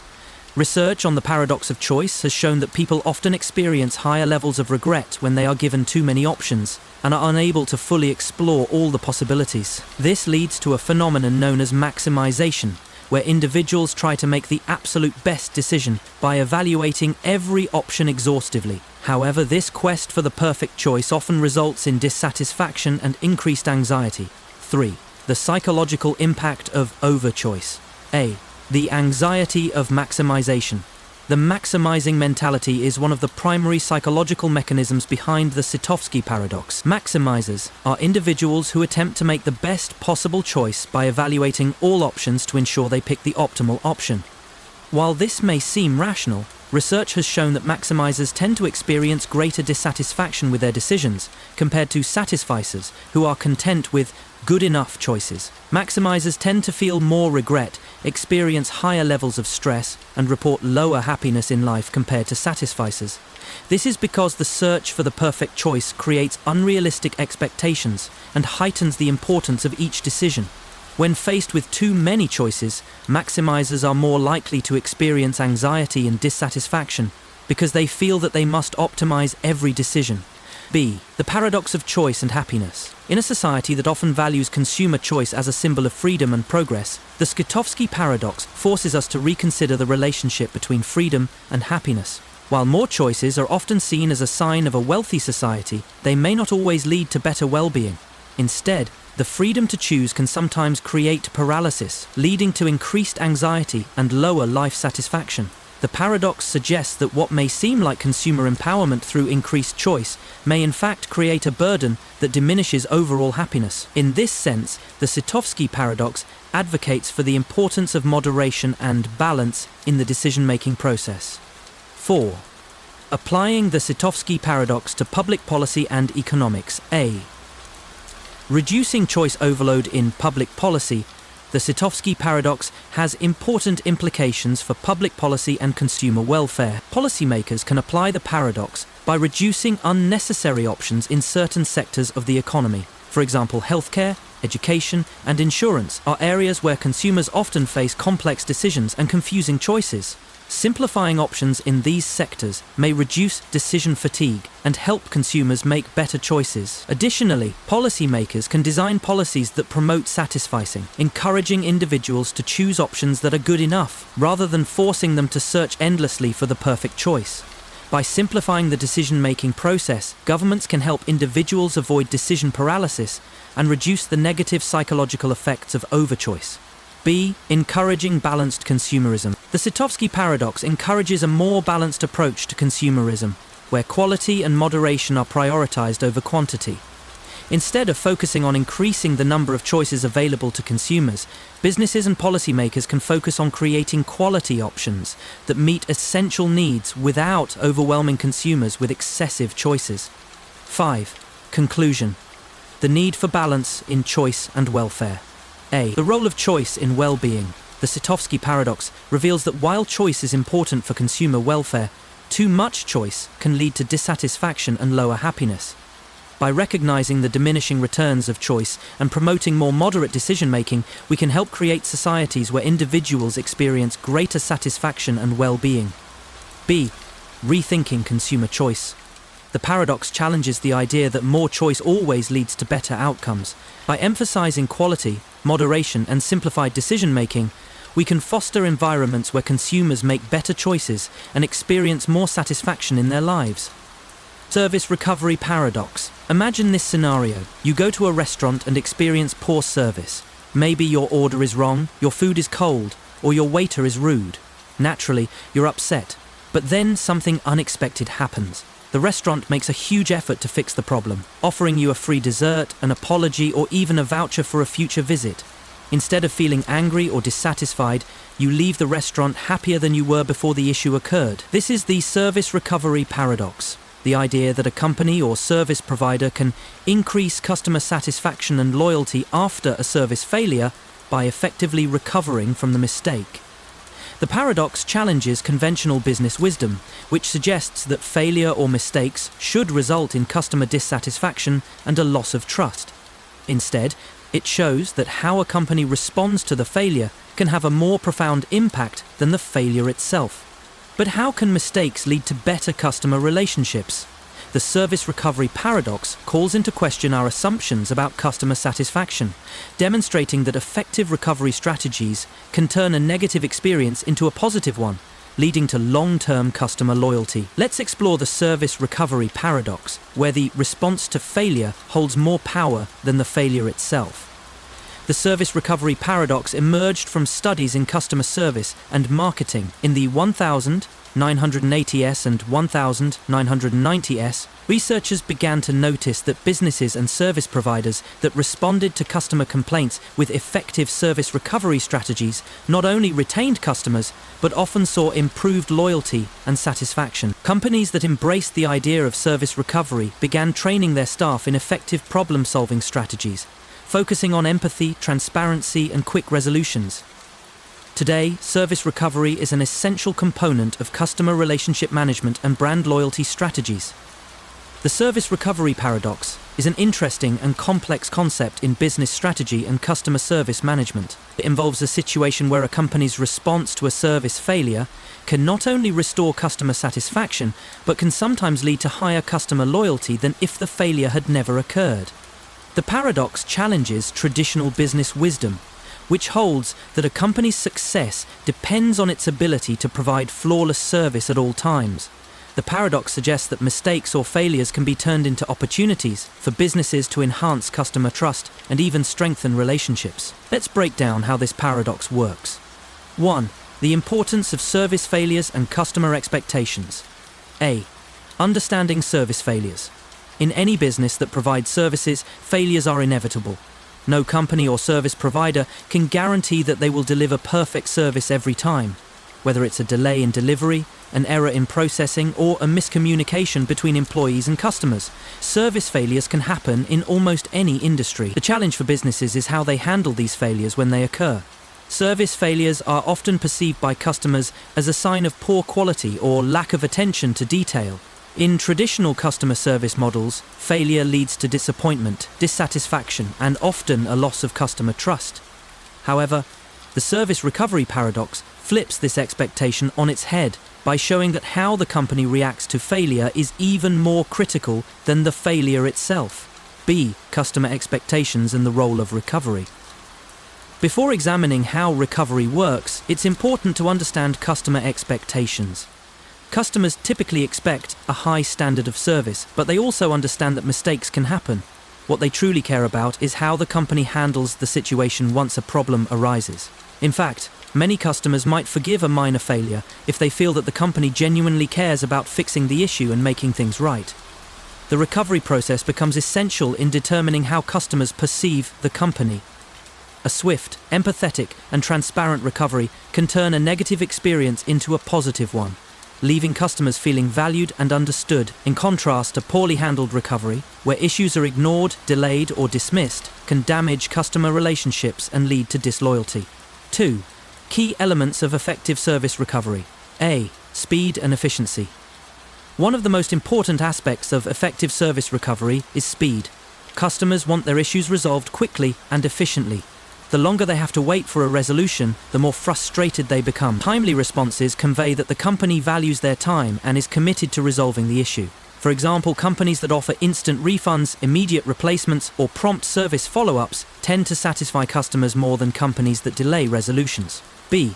Empathy and understanding another. Another crucial element in the service recovery paradox is empathy. When a customer experiences a service failure, they don't just want the issue fixed. They want to feel heard and understood. An apology that acknowledges the inconvenience, expresses regret, and shows empathy can significantly reduce customer dissatisfaction. Empathetic responses involve both verbal and non-verbal communication. A sincere apology, acknowledgement of the customer's feelings, and reassurance that steps are being taken to prevent similar issues in the future can go a long way in mending customer relationships. By addressing the customer's emotional response to the failure, businesses show that they are not just interested in fixing the technical problem, but also in maintaining the emotional connection with the customer. C. Offering compensation or incentives compensation is another strategy often used in service recovery. Offering free replacements, discounts, gift cards, or discounted future services can demonstrate that the company values the customer's business. While not every failure requires compensation, offering reparations can often turn an upset customer into a loyal advocate. However, it's essential for the compensation to be appropriate for the scale of the failure. Overcompensating for a minor issue can set an unsustainable precedent, while undercompensating for a significant failure can lead to customer resentment. The key is ensuring that the compensation is perceived as fair and in line with the customer's expectations. 3. Psychological impact of service recovery on customers. A. The halo effect. When service recovery is handled well, it can have a halo effect on the customer's perception of the company. This means that the positive emotions generated by an effective recovery can spill over into the customer's overall impression of the brand. As a result, customers might start to view the company in a more favorable light, even if they had previously experienced a failure. The halo effect can enhance customer loyalty, as customers who feel that a company takes care of them during difficult situations may be more likely to trust the brand in the future. They may also be more forgiving in cases where service failures happen again. B. The reciprocity principle. Another psychological aspect at play in service recovery is the reciprocity principle. When a company goes out of its way to address an issue and compensate for a failure, customers often feel a strong sense of obligation to return the favor. This leads to increased customer loyalty and advocacy. For example, if a customer receives a free product, discount, or apology after a service failure, they may feel more inclined to continue doing business with the company. They might even become more active brand advocates, recommending the company to others, simply because they received fair treatment during a challenging situation. 4. The limits of the service recovery paradox. A. When recovery is not enough. While service recovery is incredibly effective in improving customer satisfaction and loyalty, it's not a cure-all for every failure. In certain situations, service recovery can only go so far. Severe mistakes or repeated failures that indicate poor service quality or poor management practices are harder to overcome. For instance, a customer might forgive a single mistake, but if the same issue happens over and over again, recovery efforts will lose their effectiveness. In these cases, the root cause of the failure, whether it's a systemic issue, poor management, or inadequate training, needs to be addressed. B. When the recovery is poorly executed, the service recovery paradox also hinges on the quality of the recovery. If a company's recovery strategy is slow, insincere, or inadequate, it can lead to negative consequences, including customer disillusionment and brand damage. Recovery efforts that seem half-hearted or fail to address the core issue can amplify customer dissatisfaction rather than alleviate it. 5. Implications for businesses and customer service. A competitive advantage. Companies that excel at service recovery can differentiate themselves in competitive markets. By developing strategies for effective recovery, businesses not only retain customers, but also turn them into loyal supporters. In industries where customer experience is a key differentiator, the ability to recover from service failures can be a significant competitive advantage. B. Employee training and empowerment. For service recovery to be effective, employees must be trained to handle customer complaints with empathy, problem-solving skills, and authority to resolve issues. Empowering employees to take action without unnecessary escalation ensures that recovery is both quick and effective. C. Preventative measures.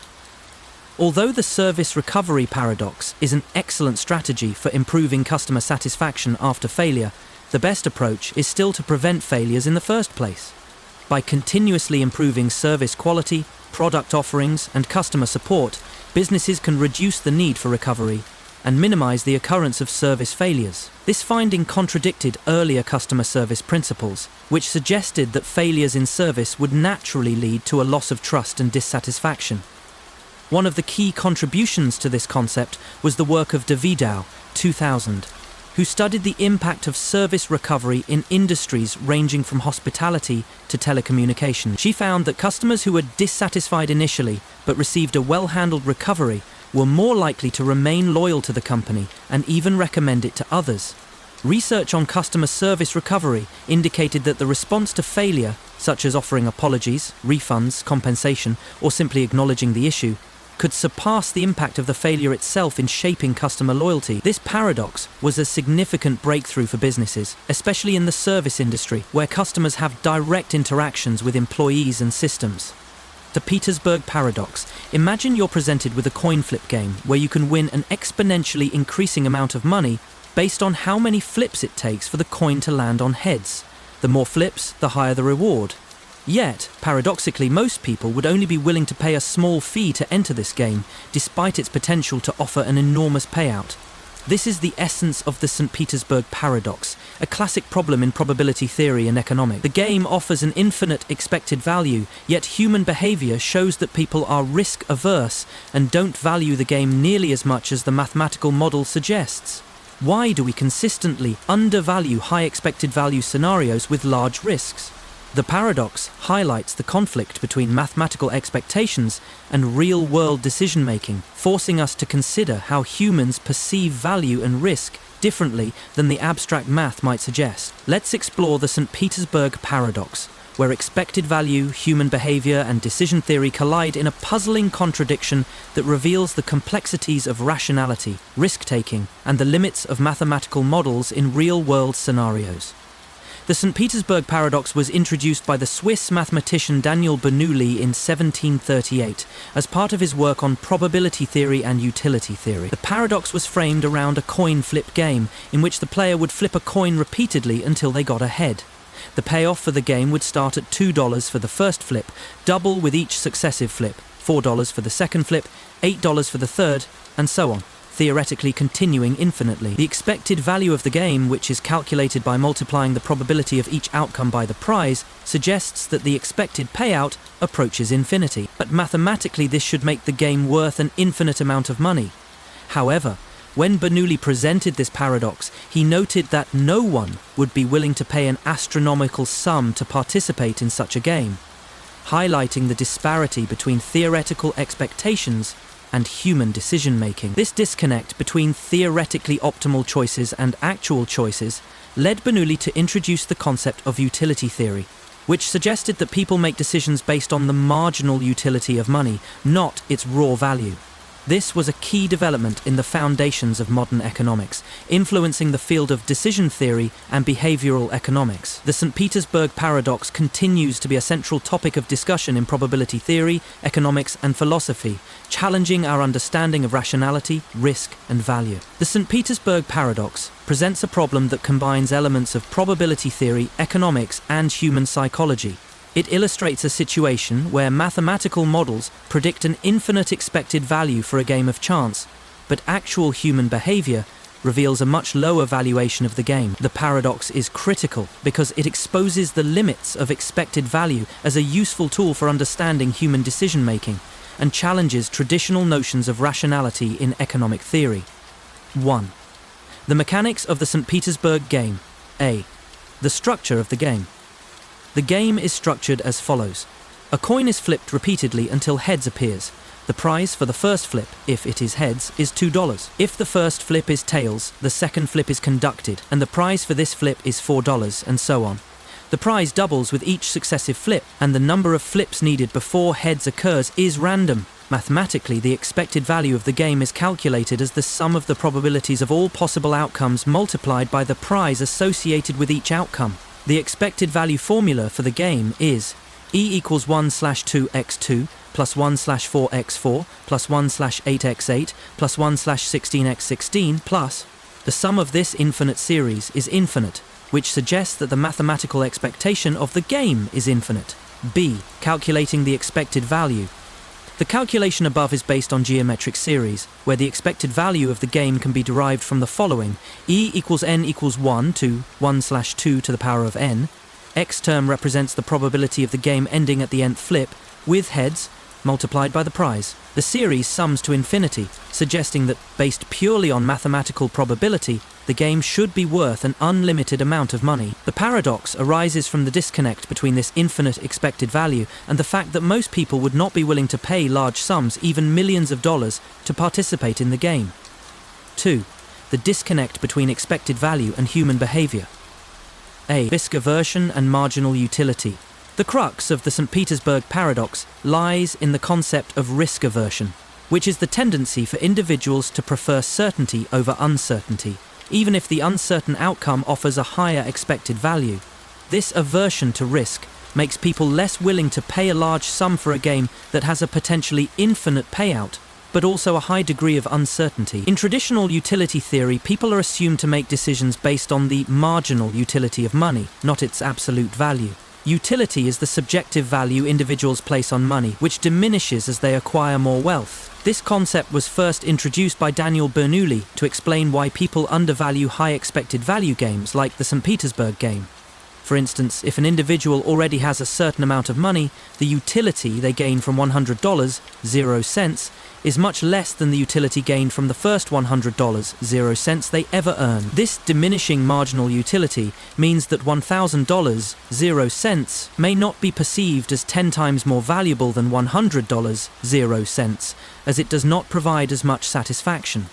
In the context of the St. Petersburg paradox, the large sums of money offered by the game are less appealing than the expected value suggests, because they are seen as less useful in the context of personal utility. B. Human valuation of risk. The paradox reveals that humans do not make decisions based purely on expected value, but instead weigh risks and uncertainties against their personal utility. When confronted with the St. Petersburg game, people will underestimate the value of the large payouts because of the uncertainty of the game. The potential of winning an enormous amount of money is often discounted because the odds of achieving it are so small. Most individuals would rather avoid the risk and accept a more moderate payoff with a higher probability. This behavior is consistent with the broader principle of risk aversion, where people prefer smaller but more certain rewards to larger, more uncertain ones. It also explains why insurance markets and pension funds exist. People are willing to pay to eliminate risk, even when the expected outcome suggests that the risk is relatively low. 3. The paradox of utility and rationality. A. Human psychology versus mathematical models. The St. Petersburg paradox forces us to reconsider the role of rationality in decision-making. While traditional economic theory assumes that individuals will act rationally by maximizing expected value, the paradox shows that human behavior does not always align with the predictions of mathematical models. If humans were purely rational and utility maximizing, they would be willing to pay significant amounts to play the St. Petersburg game, given the game's infinite expected value. Yet, in reality, people are consistently unwilling to wager large sums on this game. This discrepancy between the theoretical model and actual behavior challenges the assumption that humans always make decisions based purely on logical reasoning and expected outcomes. The role of behavioral economics. The St. Petersburg paradox has had significant implications for the development of behavioral economics, a field that studies how psychological, social, and emotional factors influence economic decision-making. Behavioral economists argue that individuals often make decisions based on factors like cognitive biases, emotions, and social influences, rather than strictly adhering to the rational choice model proposed by classical economics. In light of the paradox, researchers in behavioral economics emphasize the importance of subjective value. perception of risk, and psychological preferences when explaining economic decision-making. The study of risk aversion, loss aversion, and prospect theory has expanded our understanding of how people navigate uncertainty and make decisions in real-world scenarios. 4. Practical implications and applications. A. Real-world applications of expected value. Despite the paradox, expected value remains a cornerstone of probability theory and economic decision-making. It is used to evaluate a wide range of financial and investment decisions, from lotteries to insurance to stock market trading. However, the St. Petersburg paradox teaches us that real-world decision-making often diverges from purely mathematical models, highlighting the need to account for psychological factors when analyzing behavior. B. Rethinking risk and reward. The St. Petersburg paradox also underscores the importance of understanding how people perceive risk. This has practical implications for areas like game theory, market behavior, and policy design, where decision-makers must account for human tendencies toward risk aversion and uncertainty. Policymakers, financial analysts, and business leaders must understand that people often undervalue high-reward opportunities that involve great risks, and adjust strategies accordingly. Paradox of plenty. Imagine a country rich in natural resources, oil, minerals, fertile land, that should, in theory, be incredibly prosperous. Yet despite this abundance, the country suffers from poverty, economic instability, and corruption. This is the paradox of plenty, also known as the resource curse. It describes a situation where nations with an abundance of natural resources often experience slower economic growth, worse development outcomes, and higher levels of corruption than countries with fewer resources. How can abundance lead to poverty? It seems counterintuitive, yet the paradox is seen in many resource-rich countries, especially in Africa, Latin America, and parts of Asia. But the paradox challenges our conventional understanding of how natural wealth should translate into economic prosperity and development. Could it be that resources, rather than being a blessing, actually undermine development? The paradox of plenty forces us to question how economic systems, political institutions, and society interact with natural resources, and how wealth from resources can sometimes fuel economic inequality and social unrest. Let's explore the paradox of plenty, where resource abundance collides with economic paradoxes and development challenges. The paradox of plenty, also called the resource curse, was first identified in the late 20th century as researchers began to observe a strange phenomenon. Many countries rich in natural resources did not experience the economic prosperity one might expect. Instead, they often struggled with poor governance, low levels of development, and economic instability. The term was popularized after the economic failures observed in oil-rich nations like Nigeria and Venezuela, where vast oil reserves did not lead to overall national wealth, but instead contributed to economic stagnation and political corruption.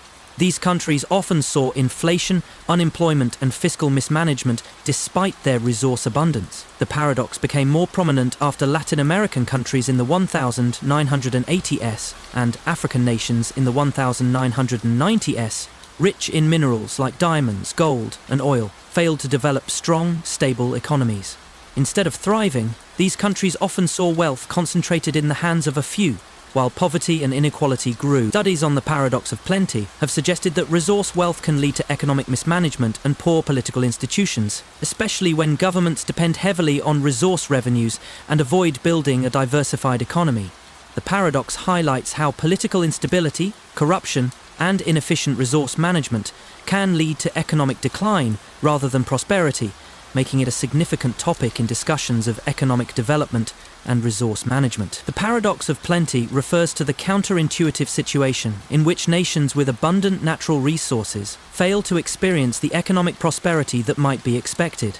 Instead, these countries may suffer from poor governance, economic mismanagement, high levels of inequality, and social instability.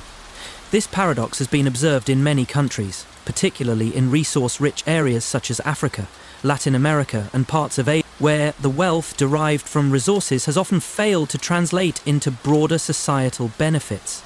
The paradox challenges conventional assumptions that abundant resources are synonymous with economic growth and prosperity, showing that wealth from natural resources can sometimes have unintended and negative consequences. 1. The resource curse, economic mismanagement and dependency. The resource curse explained. The resource curse, or paradox of plenty, occurs when resource-rich countries experience economic problems despite their natural wealth. The primary reason for this paradox is the over-reliance on natural resources as the main driver of the economy.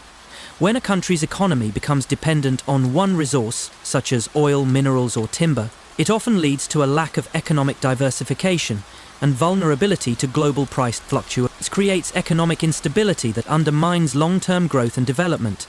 Countries rich in resources often experience volatile economies because their wealth is tied to the global prices of commodities.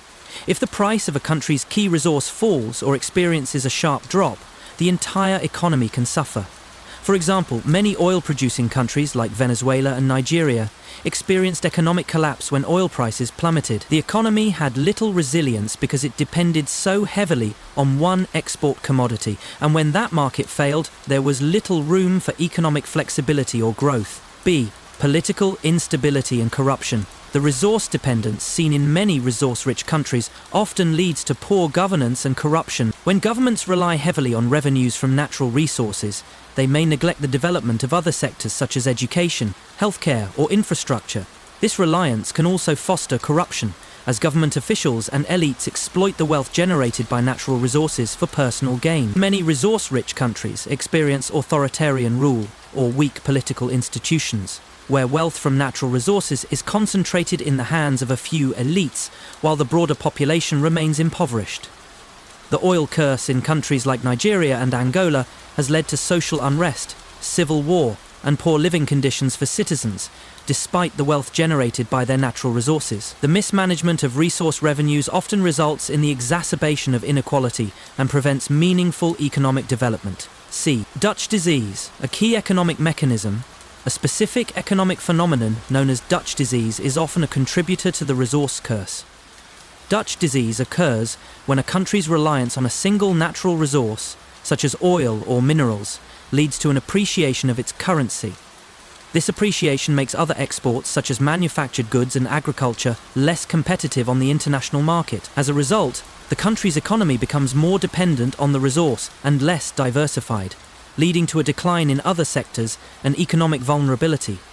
For example, when oil prices rise in a country like Saudi Arabia, the country's currency appreciates, making it more expensive for other industries to compete internationally. As a result, industries like agriculture or manufacturing often shrink, and the country becomes increasingly dependent on the price of oil. When global oil prices decline, the economy is severely impacted, as it has few other sectors to fall back on. 2. Economic inequality and wealth concentration. A. The concentration of wealth in resource-rich countries. Another aspect of the paradox of plenty is the concentration of wealth within a small elite group. In many resource-rich countries, a large portion of the wealth generated by natural resources is controlled by a small number of political elites, government officials, and corporations, leaving the general population in poverty or struggling to meet basic needs. This concentration of wealth often results in high levels of inequality, where the majority of the population remains excluded from the benefits of the country's resources. For example, Nigeria has some of the largest oil reserves in the world, yet a large percentage of its population lives in extreme poverty. The wealth generated by oil has been concentrated in the hands of a few, while the country's infrastructure, education, and healthcare systems remain underdeveloped. B. Limited economic mobility. The wealth gap in resource-rich countries can limit social mobility and economic opportunity. In countries where a few elites control the resources, the rest of the population may find it difficult to access the benefits of economic growth. Without diversified industries and a focus on education, many people in these countries are excluded from higher-paying jobs, entrepreneurial opportunities, or access to capital. This lack of opportunity can contribute to a cycle of poverty and economic stagnation, further exacerbating the resource curse. 3. Social unrest and conflict. A. The link between resource wealth and conflict. The paradox of plenty is often accompanied by social unrest and political instability. Resource wealth can fuel conflict, as competing factions or political elites fight for control over valuable resources. This has been particularly evident in countries like Democratic Republic of Congo and Sudan, where natural resource wealth has been a major driver of civil wars, rebellions, and human rights abuses. In these countries, armed groups often vie for control of resources such as diamonds, oil, or gold, leading to prolonged conflict and instability. Foreign interventions and multinational corporations may exacerbate these tensions by exploiting natural resources without regard for local populations or environmental sustainability. B. The role of international markets. The international demand for resources also plays a key role in the paradox of plenty. Global markets drive the extraction of valuable resources from developing countries, but this often results in resource exploitation rather than sustainable development. Multinational corporations may extract resources at a rapid pace, with little regard for the environmental impact or the welfare of local communities. This exploitation often leads to economic inequality, corruption, and poor governance, as foreign investment and local elites benefit while the broader population remains excluded. 4. Solutions to the paradox of plenty. A. Economic diversification and sustainable development. To overcome the paradox of plenty, countries rich in natural resources must focus on economic diversification. This involves developing other sectors of the economy, such as agriculture, manufacturing, and services, to reduce dependence on a single resource. By diversifying the economy, countries can build a more resilient and sustainable economic foundation, less vulnerable to global commodity price fluctuations. Additionally, governments can promote sustainable development practices that balance the extraction of resources with long-term environmental and social goals. This includes implementing environmental regulations, supporting local entrepreneurship, and investing in education and infrastructure to create a more diversified and inclusive economy. B. Good governance and anti-corruption measures. Addressing the resource curse requires good governance and anti-corruption reforms. Countries with abundant resources must ensure that the wealth generated from these resources is distributed equitably and used for social development rather than the benefit of a few elites. Strengthening political institutions, ensuring transparency in the management of natural resources, and implementing anti-corruption measures are key steps toward unlocking the potential of resource wealth for the benefit of all citizens. C. Building strong institutions. In order to break the cycle of poverty and corruption, resource-rich countries need to invest in building strong institutions that support the rule of law, property rights, and democratic governance. This will provide the necessary foundation for economic stability and long-term growth, allowing these countries to leverage their resources for sustainable development. Throwaway paradox. Imagine a world where we are constantly told to reduce, reuse, and recycle in the name of environmental sustainability. Yet we live in a society that thrives on disposability. The throwaway paradox is the apparent contradiction between the modern world's obsession with consumption and the waste that results from it. We have access to an ever-growing number of disposable goods, from fast fashion to single-use plastics, all marketed as convenient and necessary for a modern lifestyle. Yet, at the same time, there is an increasing awareness of environmental degradation and the need for sustainability. How can we reconcile these conflicting trends, our insatiable consumption and our growing concern for the environment? The paradox lies in the fact that the more we consume and discard, the harder it becomes to achieve a sustainable and eco-friendly lifestyle. Is it possible to truly balance convenience with sustainability? Or is the very foundation of our consumer-driven society inherently unsustainable? The throwaway paradox forces us to ask if we can change our habits and break free from a culture of waste, or if we are locked into a system of unsustainable consumption.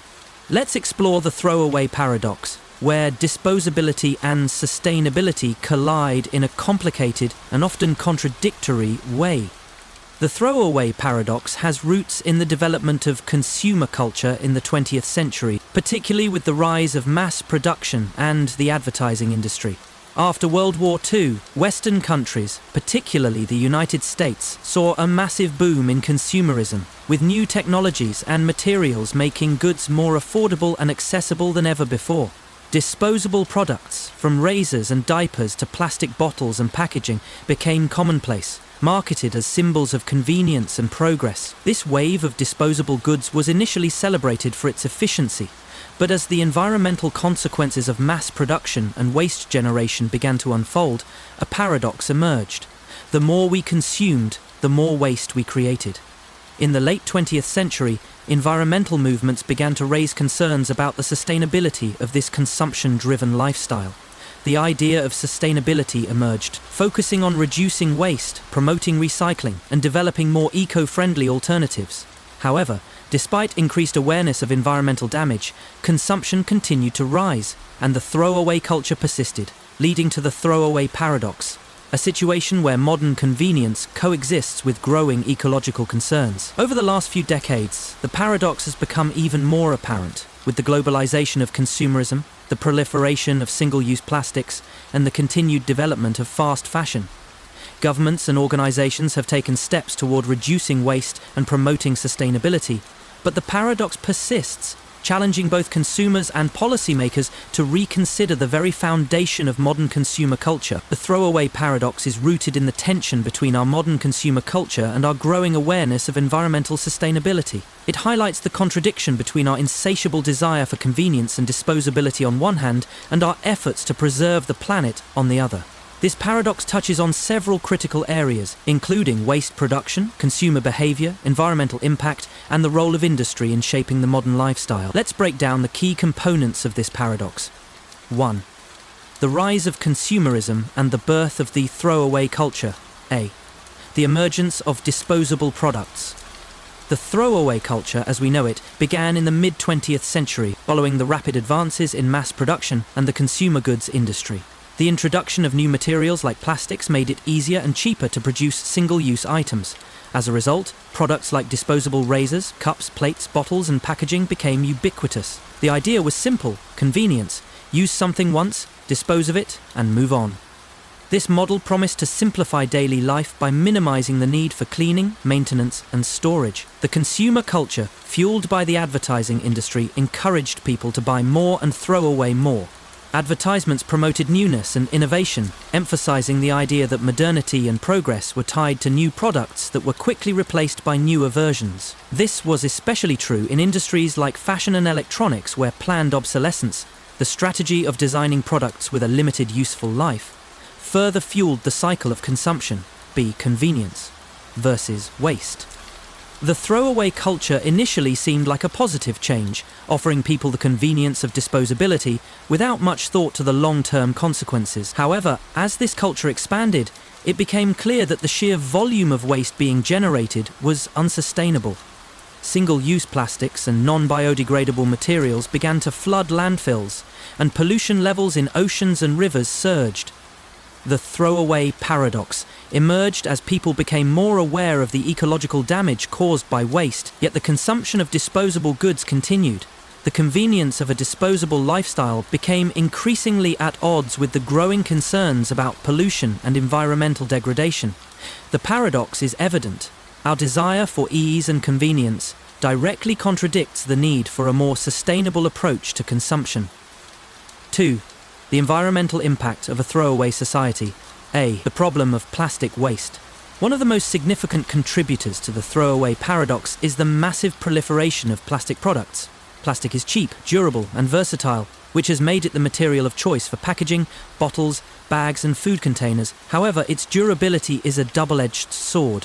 While plastic items are incredibly useful, they do not degrade easily in the environment. This has led to the accumulation of billions of tons of plastic waste, much of which ends up in landfills, rivers, and oceans. The environmental consequences of plastic waste are staggering. Wildlife often mistake plastic for food, leading to ingestion and death. Microplastics have entered the food chain, contaminating marine life and even affecting human health. Plastic pollution has become one of the most visible signs of the throwaway paradox, as it represents the disconnect between our desire for convenience and the long-term impact on the planet. B. The environmental costs of fast fashion. Another major contributor to the paradox is fast fashion, the rapid production and consumption of cheap, disposable clothing. In recent years, clothing has become cheaper and more accessible than ever, thanks to fast fashion brands that produce large quantities of low-cost garments in response to changing trends. The business model encourages consumers to buy new clothes frequently, often discarding them after only a few uses. The fast fashion industry has devastating environmental effects. It requires massive amounts of water, energy, and chemicals to produce cheap clothing, and the discarded clothes often end up in landfills. This culture of disposable fashion is a perfect example of the throwaway paradox, where the desire for new, inexpensive, and trendy items leads to an increase in waste and pollution, even though people are more aware of the environmental impact. C. The carbon footprint of consumption. In addition to the waste created by disposable products, there is also the carbon footprint associated with mass production and transportation. The demand for cheap goods has led to the expansion of global supply chains, which have a significant impact on greenhouse gas emissions. From the manufacture of products to their transportation across long distances, the environmental impact of global consumption is substantial. The paradox is that economic growth and consumer satisfaction are often pursued at the expense of the environment. Corporations and governments continue to promote the economic benefits of a disposable culture, but the environmental costs are mounting. 3. The psychological and social factors behind the throwaway culture. A. Instant gratification and consumerism. The throwaway paradox is also driven by psychological factors, particularly the desire for instant gratification. In today's fast-paced society, people expect quick solutions and immediate rewards. Disposable products offer convenience by providing a temporary fix without the burden of maintenance or long-term commitment. This desire for instant gratification is deeply ingrained in consumer culture, and it often overrides concerns about long-term sustainability. Advertising plays a significant role in fostering this desire. Marketing strategies often promote disposable goods as symbols of a modern lifestyle, where having the newest or most convenient product is considered a status symbol. This reinforces a culture where disposability is viewed as normal and desirable, despite its negative consequences for the environment. The role of industry and corporate responsibility. Corporations are key players in the throwaway paradox, as they are responsible for much of the production of disposable goods. While many companies have taken steps to reduce waste and promote sustainability, there is still a strong incentive to maximize profits by producing cheap, disposable products that encourage frequent purchasing and consumption. The paradox lies in the fact that while corporations and governments increasingly promote eco-friendly and sustainable practices, the overarching economic system still values short-term profit over long-term environmental health. Consumers are encouraged to buy more, even though this leads to greater resource depletion and waste. 4. Potential solutions and moving beyond the paradox. A.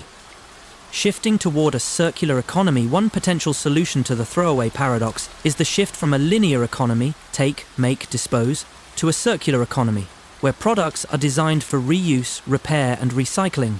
The goal is to minimize waste by keeping resources in use for as long as possible, extracting their maximum value before they are returned to the economy through recycling or upcycling. In a circular economy, companies would be incentivized to produce products that are durable, repairable, and sustainable, reducing the reliance on disposable goods. This model aligns with the principles of sustainability, aiming to create an economy that does not rely on constant consumption and waste. SPI. Behavioral change and consumer education. To reduce the environmental impact of disposable products, there must also be a shift in consumer behavior. Education campaigns that emphasize the importance of sustainable consumption, conscious purchasing, and the long-term benefits of recycling and upcycling are essential. Consumers must be encouraged to embrace quality over quantity, durability over disposability, and sustainability over convenience. C. Government regulation and industry accountability. Governments play a critical role in addressing the throwaway paradox through policy measures such as bans on single-use plastics, tax incentives for sustainable practices, and regulations that require businesses to produce eco-friendly goods. Encouraging corporate responsibility through legislation that promotes sustainable production and waste reduction can help create a more eco-conscious market. Look, paradox. Imagine a government agency designed to oversee a crucial public function, such as infrastructure development, healthcare, or education. At first glance, one might assume that the more money and resources devoted to this agency, the better the outcome for society. However, a strange paradox arises when, despite increasing funding and resources, the agency seems to deliver less than expected in terms of efficiency and effectiveness. This is the Tulloch paradox. a phenomenon where the more a government or bureaucratic agency spends, the less effective it may become and the more wasteful it can seem. How can organizations designed to serve the public good end up wasting resources and hindering progress? The paradox is rooted in the concept of bureaucratic inefficiency, where overhead, red tape, and organizational complexity reduce the capacity of an agency to meet its goals. The Tulloch paradox forces us to question the effectiveness of bureaucratic systems, showing how they can become self-perpetuating, slow-moving, and disconnected from the very needs they were designed to address.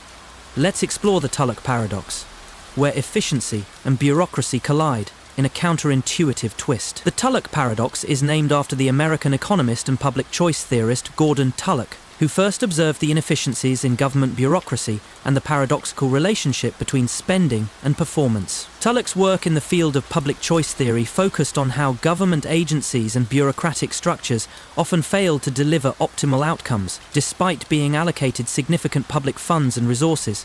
In the 1960s and 1970s, Tulloch began to theorize that bureaucratic inefficiency, the tendency of government agencies to become mired in red tape and administrative overhead, could result in a disconnection between the resources devoted to a problem and the quality of the solutions produced. His work suggested that government institutions are often plagued by organizational inefficiencies, misaligned incentives, and political pressures, which diminish the effectiveness of their programs.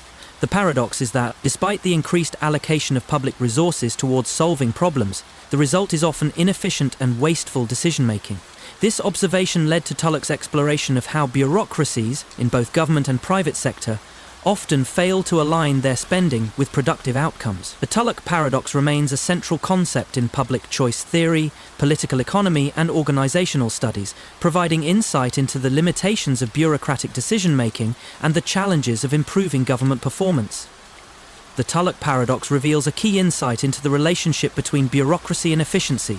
The more money and resources allocated to a bureaucratic system, the more likely it is to become inefficient, wasteful, and disconnected from its original objectives. While this paradox is most commonly discussed in the context of government agencies, it also applies to large organizations, corporations, and private sector institutions. 1. The nature of bureaucracy and administrative efficiency. A. Bureaucratic structure and red tape. The concept of bureaucracy was first popularized by sociologist Max Weber, who defined it as an organization with a rigid hierarchical structure, a set of formal rules and regulations, and a focus on rationality and impersonality. While bureaucracy has its advantages in terms of organization, control, and standardization, it also comes with significant drawbacks. One of the key problems of bureaucratic organizations is the proliferation of red tape, the excessive rules, procedures, and regulations that govern operations.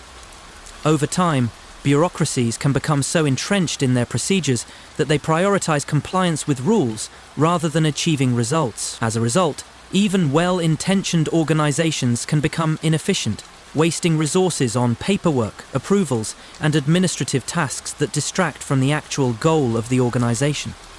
The Tulloch paradox posits that, as bureaucratic agencies receive more funding and resources, the complexity and volume of their operations increase, leading to more red tape, greater organizational inertia, and less focus on actual productivity.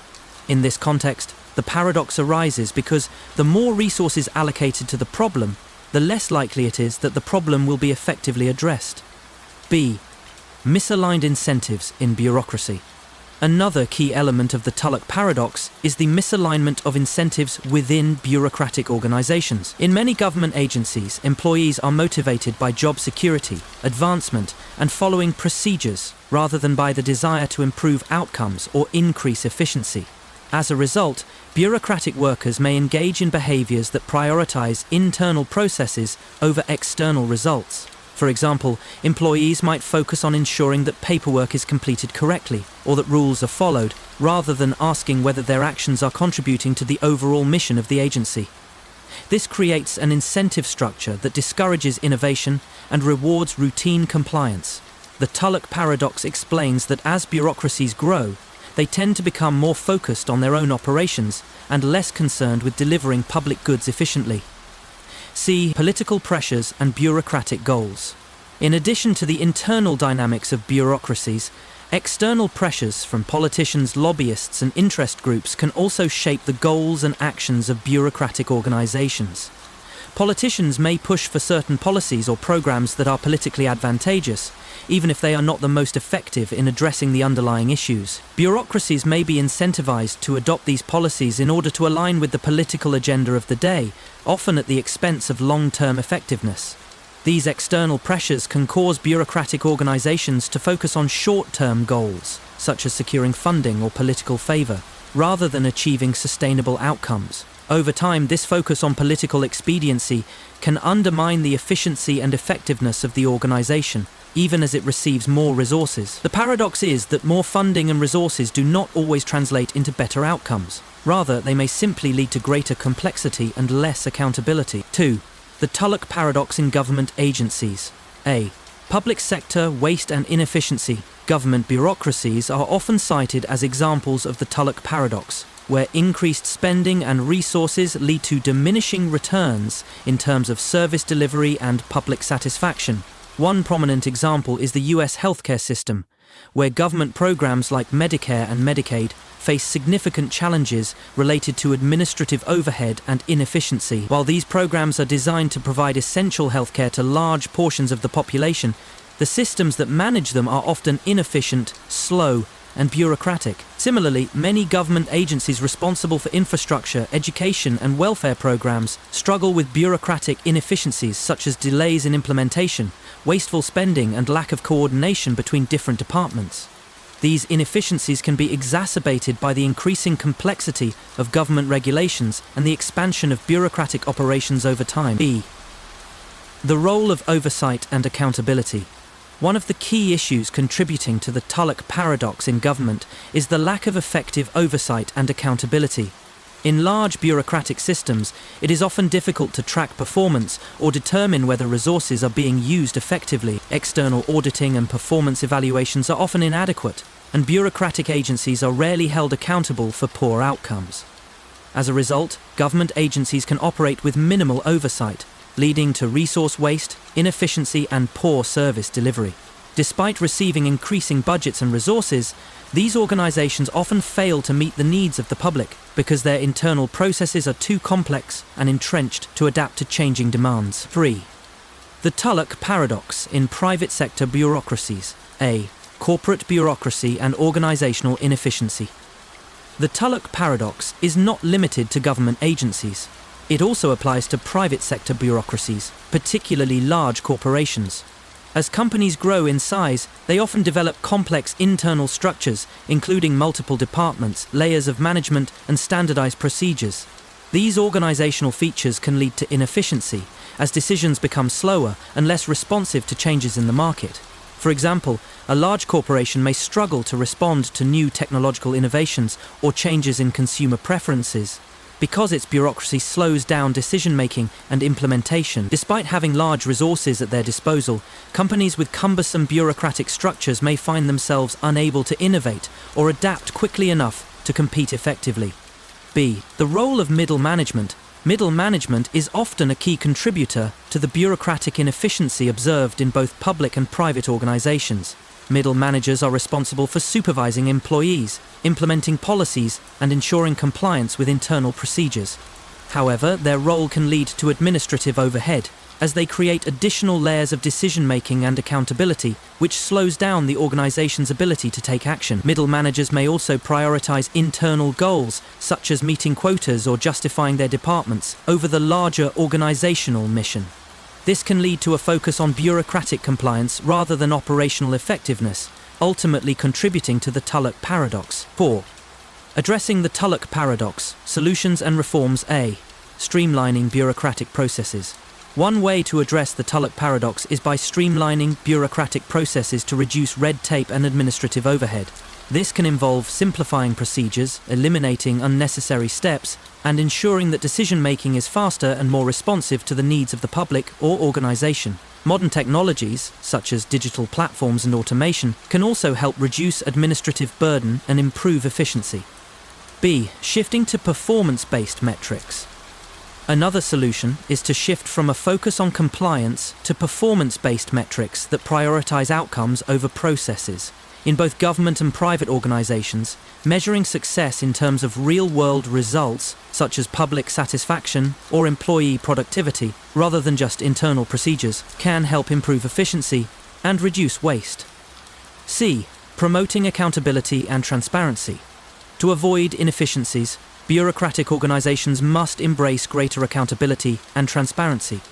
Regular performance evaluations, audits, and feedback loops can help identify areas of inefficiency and ensure that resources are being used effectively. In both the public and private sectors, promoting a culture of accountability can lead to better decision-making and outcomes. 5. Conclusion. The Tulloch Paradox and its implications.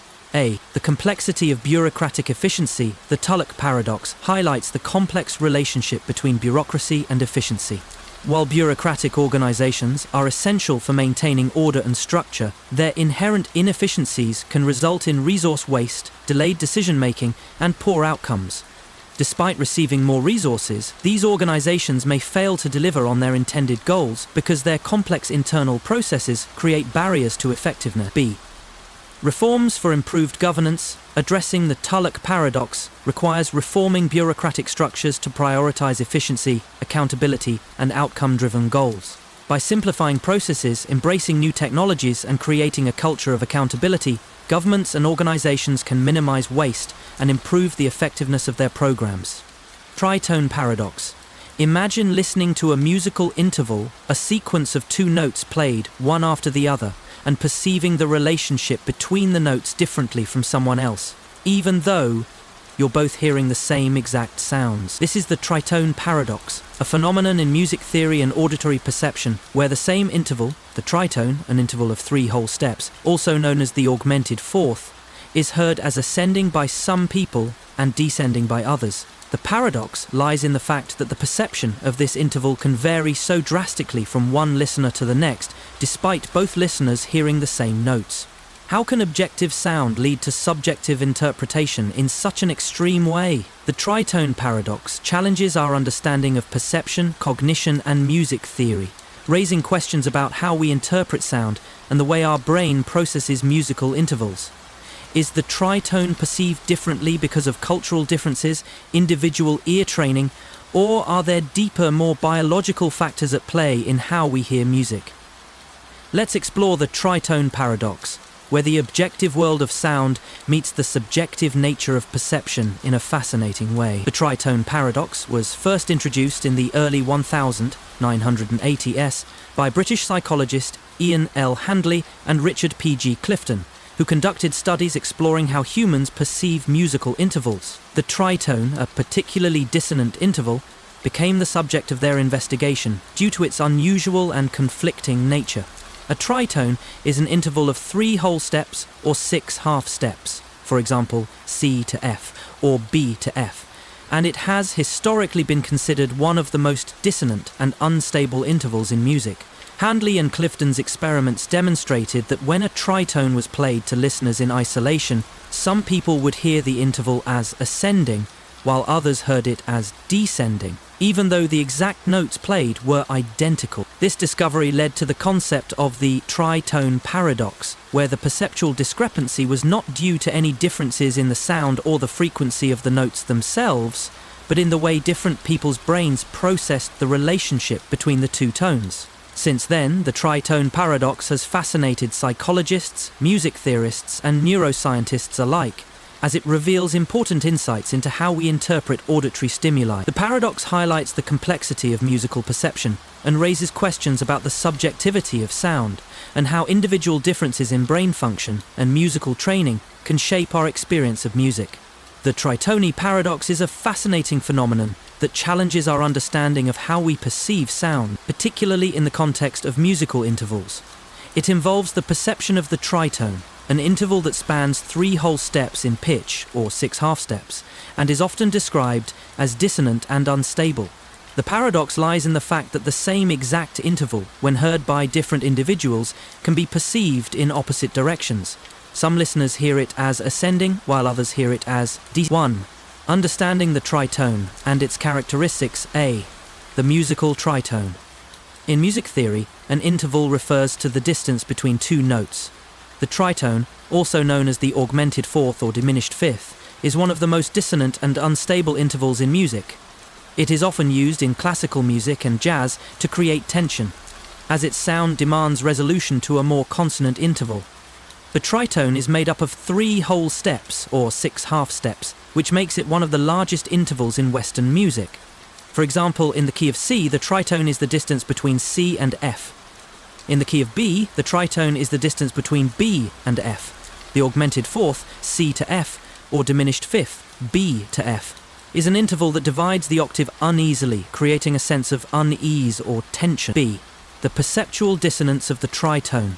The tritone is considered a dissonant interval because it lacks the sense of harmony and stability found in consonant intervals, like the octave, C to C, or perfect fifth, C to G. In Western music, dissonance tends to resolve to consonant, creating a feeling of musical movement. The tritone paradox arises from this very tension. A dissonant interval that should demand resolution becomes the subject of conflicting perceptions between listeners. Despite being inherently dissonant, the tritone is an important element of musical language, particularly in dominant seventh chords, such as C7, where it creates the pull toward resolution. This paradoxical relationship between dissonance and resolution is key to understanding the effects of the tritone on human perception. 2. The perceptual differences. Ascending versus descending tritone A, the paradox of opposite directions. That is, some people will hear the interval as ascending, while others hear it as descending. To illustrate this, consider the following scenario. A C and F are played one after the other, or B and F. Some people will hear the interval as C to F, while others will hear it as F to C, a descending tritone, while others will hear it as F to C, a descending. This difference in perception is not due to any change in the notes or the physical properties of the sound, but rather how the brain processes the relationship between the two pitches. B. The role of context and expectation. One possible explanation for this perceptual discrepancy is the context in which the tritone is presented. In Western music, the context of a musical phrase or key influences how we perceive intervals. The perception of the tritone may be influenced by how the listener expects the musical tension to resolve. Cultural factors, such as familiarity with certain musical styles or traditions, can also play a role in shaping how individuals hear intervals. However, even when the tritone is presented in isolation, without any surrounding context or resolution, the paradox persists. This suggests that the discrepancy is not simply based on musical training or contextual expectation, but may instead be rooted in the basic mechanics of auditory perception. 3. The cognitive and neural basis of the tritone paradox. A. Theories of auditory processing. The tritone paradox is not just a musical or theoretical curiosity. It is a phenomenon that sheds light on the neural and cognitive processes involved in auditory perception. The fact that different listeners perceive the same sound differently points to differences in how the brain processes and interprets auditory stimuli. One theory is that the tritone paradox is related to the way the brain processes relative pitch. Relative pitch refers to the ability to perceive the distance between two notes rather than their absolute pitch. People with perfect pitch, the ability to identify the exact frequency of a note, may experience the paradox differently than those who rely on relative pitch, as the brain's processing of pitch may be more flexible in some individuals. B. The role of frequency and harmonics. The difference in perception may also have to do with how the brain processes harmonics and frequency relationships. When a tritone is played, the brain is processing a combination of the fundamental frequency and its harmonics, overtones. The perception of whether the interval is ascending or descending may be influenced by the harmonic series and how the brain interprets the frequency relationships between the two notes. It is also possible that individual differences in auditory processing are at play. Some people may have a natural tendency to hear intervals as ascending, while others may hear them as descending, depending on the way their auditory cortex processes sound. 4. The influence of culture and musical training. A. Cultural differences in perception. Cultural factors may also play a role in how the tritone paradox is perceived. For example, Western-trained musicians may be more likely to hear the ascending tritone due to their exposure to Western tonal music, where the tritone often functions as a dominant interval that leads to resolution. In contrast, individuals from non-Western cultures with different musical scales and interval systems may experience the tritone in a different way, possibly perceiving it as descending. B. Musical training and pitch recognition. Musical training and familiarity with Western classical music may also influence how listeners interpret the tritone. Trained musicians often develop a heightened sensitivity to intervals and may be more likely to perceive the interval in a specific direction. For example, musicians who are accustomed to hearing a dominant seventh chord with a tritone may be more likely to hear the interval as ascending, in line with the functional role the tritone plays in Western harmony. 5. Implications for understanding music and sound perception. A. Subjectivity in auditory experience. The tritone paradox forces us to reconsider the subjectivity of auditory perception. It demonstrates that sound, despite being a physical stimulus, can be perceived in different ways by different listeners. The paradox suggests that auditory perception is influenced not only by the objective properties of sound, such as frequency and amplitude, but also by the brain's interpretation of these properties, which can be shaped by cognitive, cultural, and individual factors. B. Theories of pitch perception. The paradox also offers insights into pitch perception and the relative nature of how we hear musical intervals. It suggests that musical perception is not a simple process of receiving objective sound information, but rather involves complex cognitive processes that are shaped by both neurological and experiential factors. 6. Conclusion. The fascinating complexity of auditory perception. The tritone paradox reveals the complexity and subjectivity of musical perception. While the tritone is an objectively dissonant interval, it is perceived in different ways by different individuals, raising important questions about the relationship between sound, brain function, and individual experience. The paradox invites us to explore the neuroscience of auditory processing, the cultural influences on music perception, and the ways in which personal experience shapes our interpretation of the world around us. The paradox. Imagine a software developer who has mastered a programming language and is perfectly comfortable using it, even though it's not the most efficient or powerful language available. In fact, they're convinced it's the best language for their needs. Now, imagine that someone introduces them to a new language, one with more advanced features, better performance, and a higher potential for scaling. But the developer, despite acknowledging that the new language is better, finds it hard to fully grasp the advantages. They are locked in their comfort zone, unable to move beyond their current tool. This is the essence of the blub paradox, a concept that arises in the field of software development, but one that has broad implications for knowledge and cognitive biases. The paradox suggests that individuals often fail to recognize the true value of new and improved tools or methodologies because they can't fully comprehend them with the knowledge or perspective they already have. The paradox challenges us to reconsider how we approach learning, growth, and adaptation in the face of new information. Let's explore the blue paradox, where familiarity, ignorance, and knowledge gaps create a psychological barrier to progress and innovation. The blue paradox was introduced by the computer scientist and software engineer Paul Graham in his 2004 essay, Beating the Averages.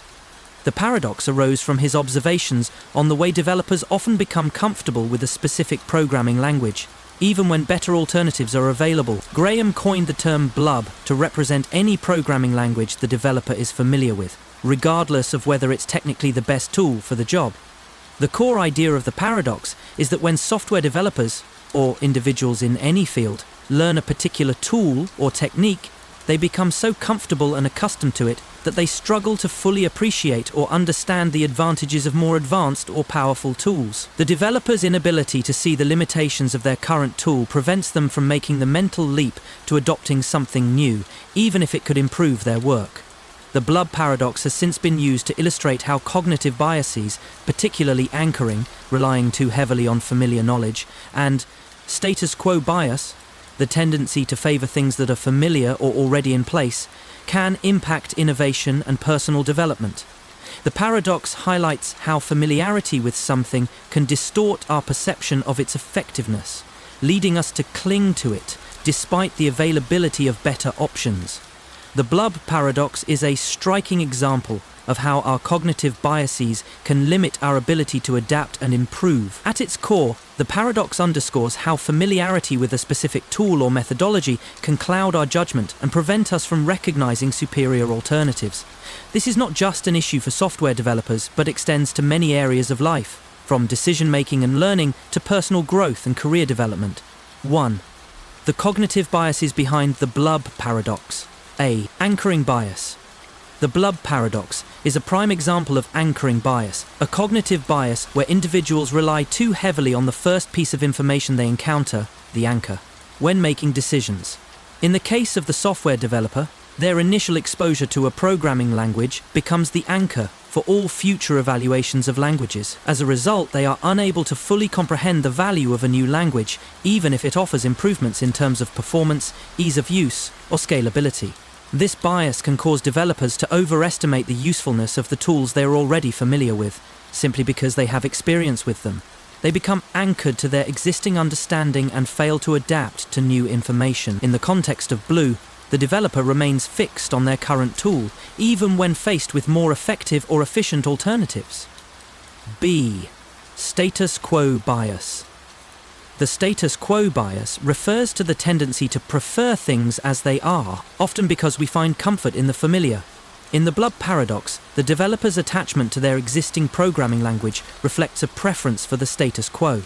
They are hesitant to switch to a new language, not necessarily because the new language is worse, but because it requires them to step outside their comfort zone and invest time in learning something new. The status quo bias can be particularly strong in fields like technology, where new tools and methodologies emerge rapidly. While the developer might acknowledge that better tools exist, their preference for the familiarity of their current language may outweigh the perceived benefits of switching.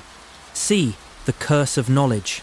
Another cognitive bias that contributes to the blub paradox is the curse of knowledge, which occurs when someone who is familiar with a subject finds it difficult to imagine what it's like for others to be novices. A software developer who has mastered their current programming language may find it hard to understand why someone else would choose a different language that they don't yet comprehend. The paradox arises because while the new language may be objectively better, the developer is unable to recognize its advantages due to their limited knowledge of the language and its features. The curse of knowledge makes it difficult to see beyond one's own perspective, and this lack of perspective contributes to the inability to adopt better tools or strategies. For the developer, the blub language feels comfortable, and they may fail to appreciate the unexplored potential of new languages simply because they lack the context or understanding of how those tools would improve their work. 2. The blub paradox in software development. A. Tool selection and innovation. In the field of software development, the blub paradox illustrates how reliance on familiar tools can stifle innovation. Developers who become too comfortable with a language or framework may become resistant to adopting newer, more efficient technologies. This resistance to change is often rooted in cognitive biases, such as anchoring and status quo bias, which lead developers to favor their existing tools and avoid experimentation. The paradox is most evident when developers dismiss new programming languages or frameworks, even when those alternatives offer clear benefits. For example, JavaScript, once a relatively niche language, has seen significant improvements over the years and now powers many of the world's most successful web applications. However, developers who were initially trained in older languages, such as C++ or Java, may be hesitant to adopt JavaScript frameworks like React or Angular because they feel more comfortable with their existing skills and tools. The blub paradox illustrates how familiarity can make developers blind to new technologies, ultimately slowing progress and innovation. Embracing new tools requires a willingness to challenge the comfort of familiarity and a commitment to continuous learning. B. The emergence of better languages. In the world of programming languages, new languages and frameworks are continually being developed to address the limitations of older languages. However, the blub paradox suggests that even when better languages emerge, developers may still cling to their existing tools due to their attachment to the familiar. For example, while languages like Python, Ruby, and Go have gained significant popularity for their simplicity and scalability, Many developers continue to use older languages like C or Java because they have extensive experience with these languages. The paradox lies in the fact that, while the newer languages may be objectively better for specific use cases, developers are often unwilling or unable to fully appreciate the advantages due to their comfort with their current tools. C. Overcoming the blub paradox. To overcome the blub paradox in software development, developers must be willing to embrace change, challenge their assumptions, and actively seek out new tools and technologies. This requires humility, as developers must recognize that the tools they are most familiar with may not always be the best tools for the job. Additionally, developers can overcome the blub paradox by adopting a growth mindset, the belief that skills and knowledge can be developed through effort and perseverance. By approaching new languages and tools with curiosity and an openness to learning, developers can expand their toolboxes and embrace innovation. 3. The blub paradox in broader contexts. A. Knowledge and cognitive limitations. The blub paradox is not limited to software development. It can be applied to any field in which individuals must choose between competing tools, frameworks, or approaches. Whether in medicine, education, business, or the arts, the paradox highlights how familiarity with a certain methodology can limit individuals' ability to evaluate better alternatives. In the field of medicine, for example, doctors who are trained in traditional treatments may be resistant to adopting newer or more experimental therapies, even when those treatments have been proven to be more effective. The same cognitive biases that affect software developers, such as status quo bias and anchoring bias, can prevent professionals in other fields from updating their methods or adopting better practices. B. Personal growth and development. The blub paradox can also be seen in personal development. People often become stuck in familiar routines, whether it's in their daily habits, career choices, or relationships. The comfort of familiarity makes it difficult for individuals to explore new paths that could lead to growth and fulfillment. Just as a developer may struggle to learn a new programming language, individuals may struggle to try new ways of thinking or living because they are anchored to their past experiences. To break free from the blub paradox, individuals must be willing to step outside their comfort zones, question their assumptions, and actively seek new opportunities for growth and learning. 4. Implications for education and learning. A. Embracing new ideas. The blub paradox has important implications for education and learning.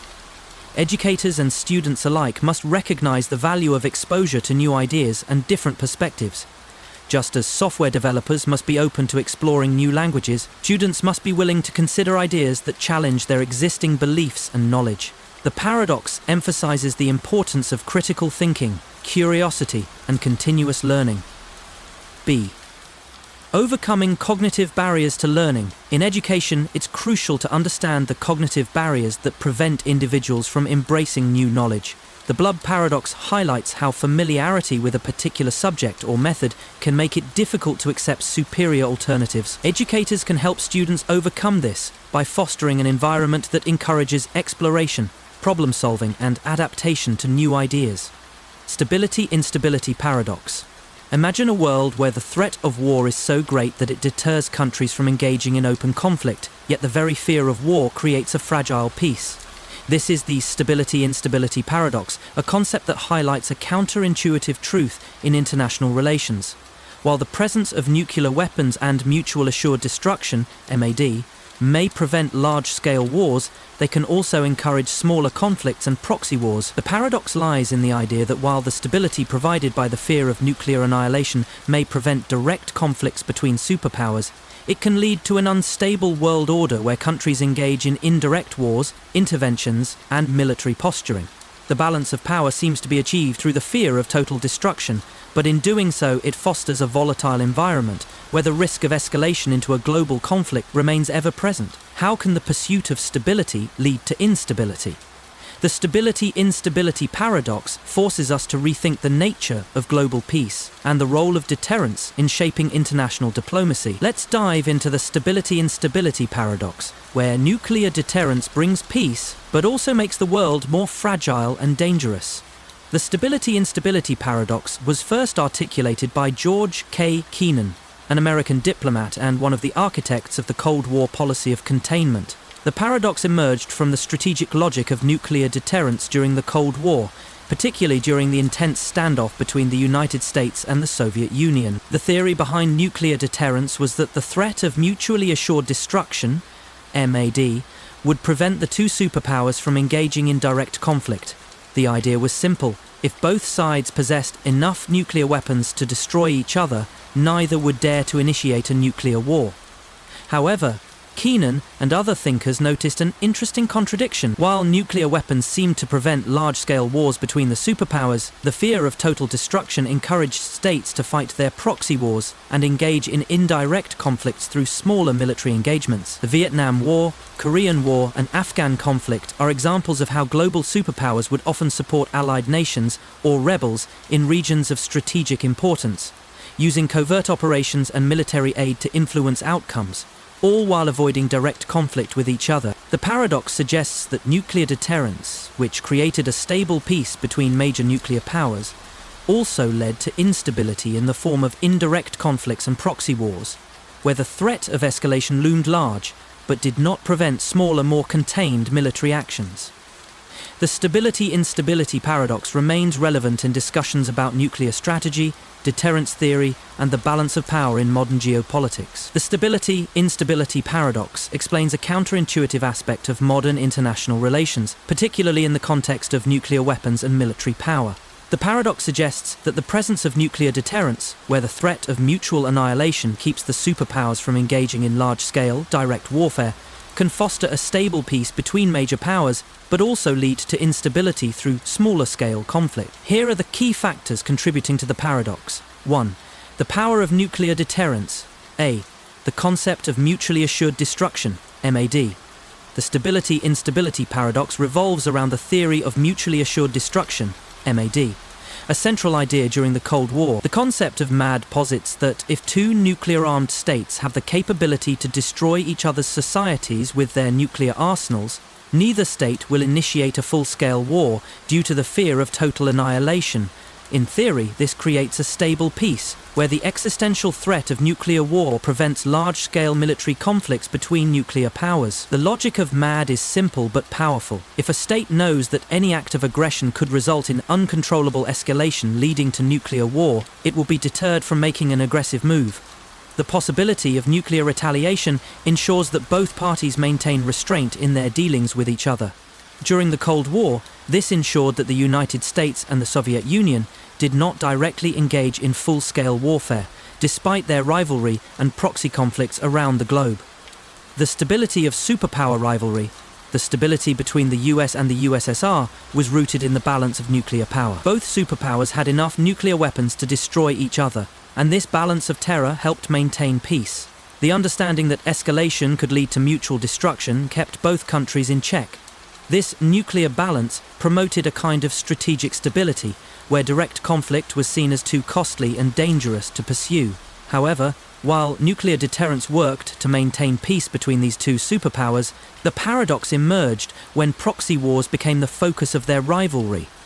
While they avoided direct combat, the two nations fought indirectly through support for different sides in conflicts, often in third-party countries.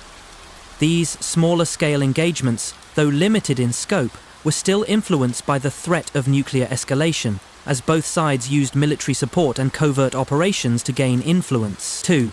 Indirect conflicts and proxy wars. A proxy wars as a product of deterrence. One of the most important implications of the stability-instability paradox is the rise of proxy wars. While nuclear powers avoid direct confrontation with one another due to the risks of nuclear escalation, they often support proxy forces or engage in indirect conflicts in regions of strategic importance. These conflicts may involve military aid, intelligence sharing, arms supplies, and financial support for one side in a conflict. During the Cold War, the US and the Soviet Union engaged in numerous proxy wars, including the Vietnam War, the Korean War, the Afghan-Soviet War, and the Cuban Missile Crisis. These wars were driven by ideological competition and the desire for influence in regions that were strategically important, but the direct engagement of the superpowers was avoided because of the potential for nuclear escalation. The risk of escalation.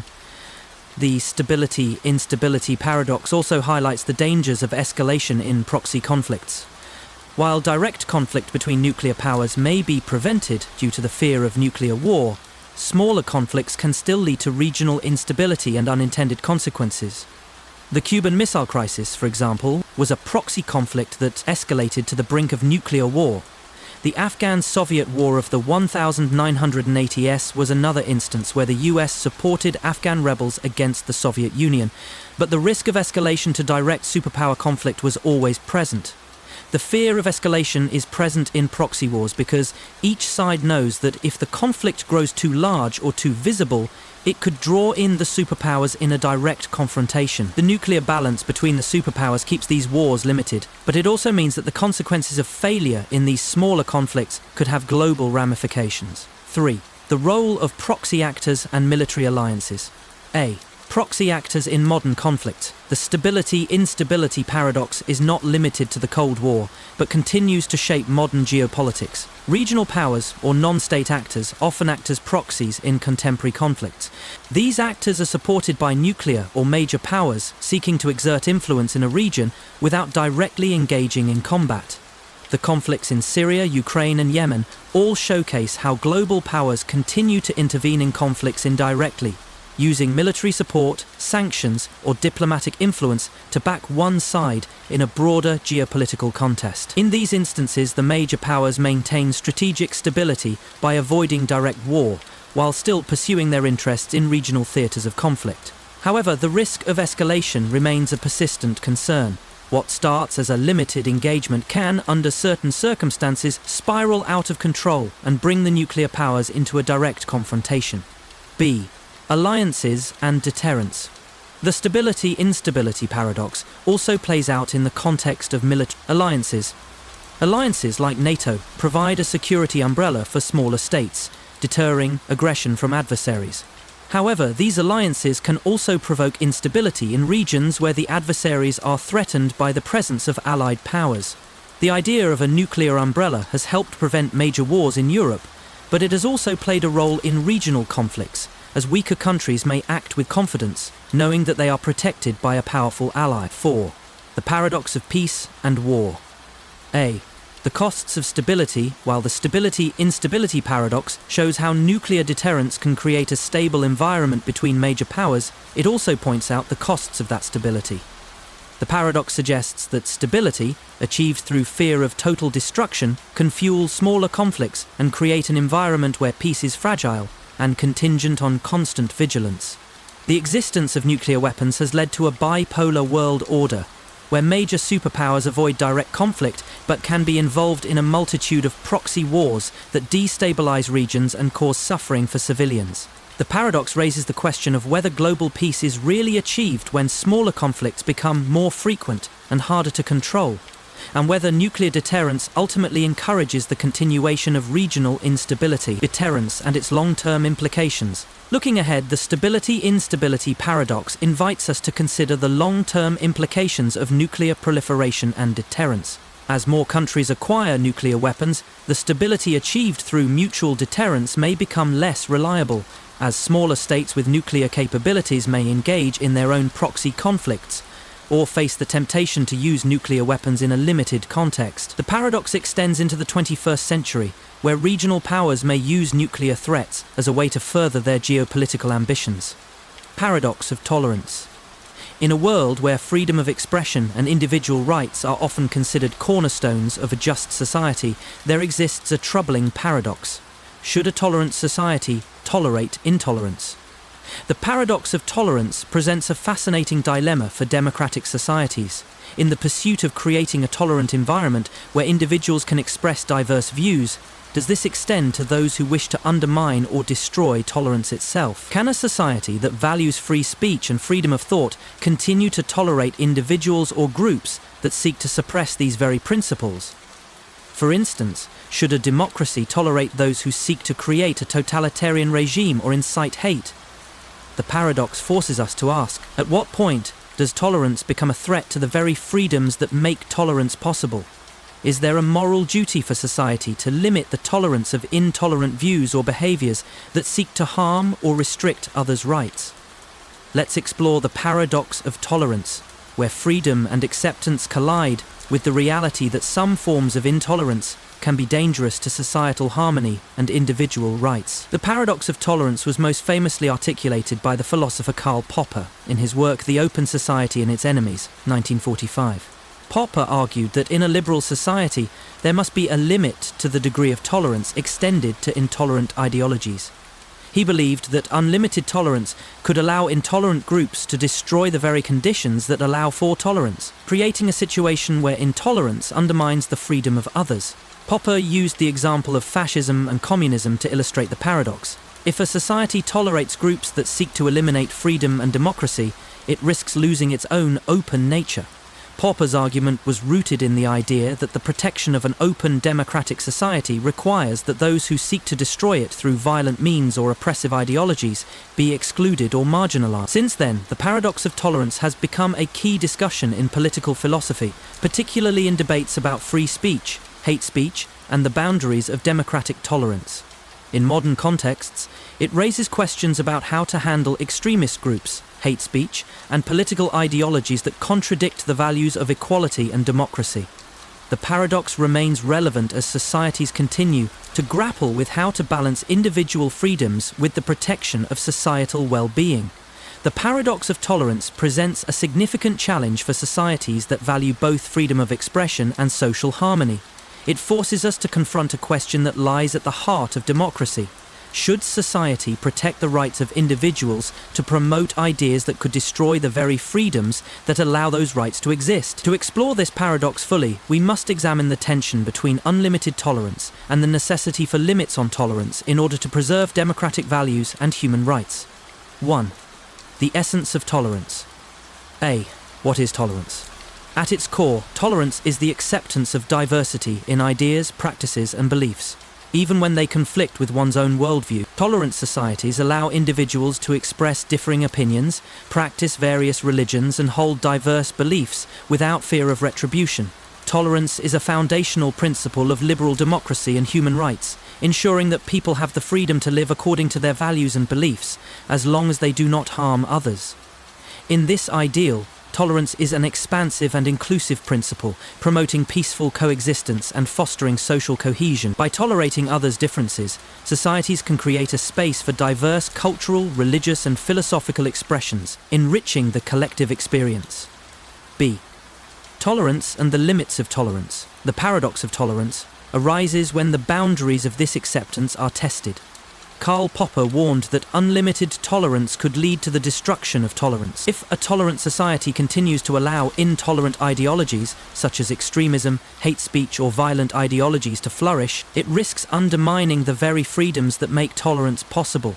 For example, intolerant groups may use the freedoms provided by a tolerant society to promote their own views, which ultimately seek to restrict the freedoms of others. Fascism, racism, and religious extremism are prime examples of ideologies that exploit democratic freedoms to advance exclusionary and oppressive agendas. Thus, while tolerance encourages freedom of expression, it also requires that society draw a line when these expressions threaten the safety, rights, and freedom of others. The paradox lies in determining where and how this line should be drawn. 2. The paradox in action: freedom versus security. A. The threat of extremism. The paradox of tolerance is particularly relevant when discussing extremist ideologies, political or religious beliefs that promote violence, discrimination, or the suppression of others' rights. Extremist groups often use the very freedoms guaranteed in a democratic society to propagate their views, mobilize support, and organize actions that threaten peace, security, and human rights.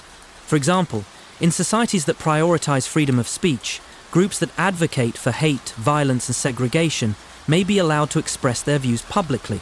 However, the message of these groups often contradicts the fundamental values of equality and non-discrimination.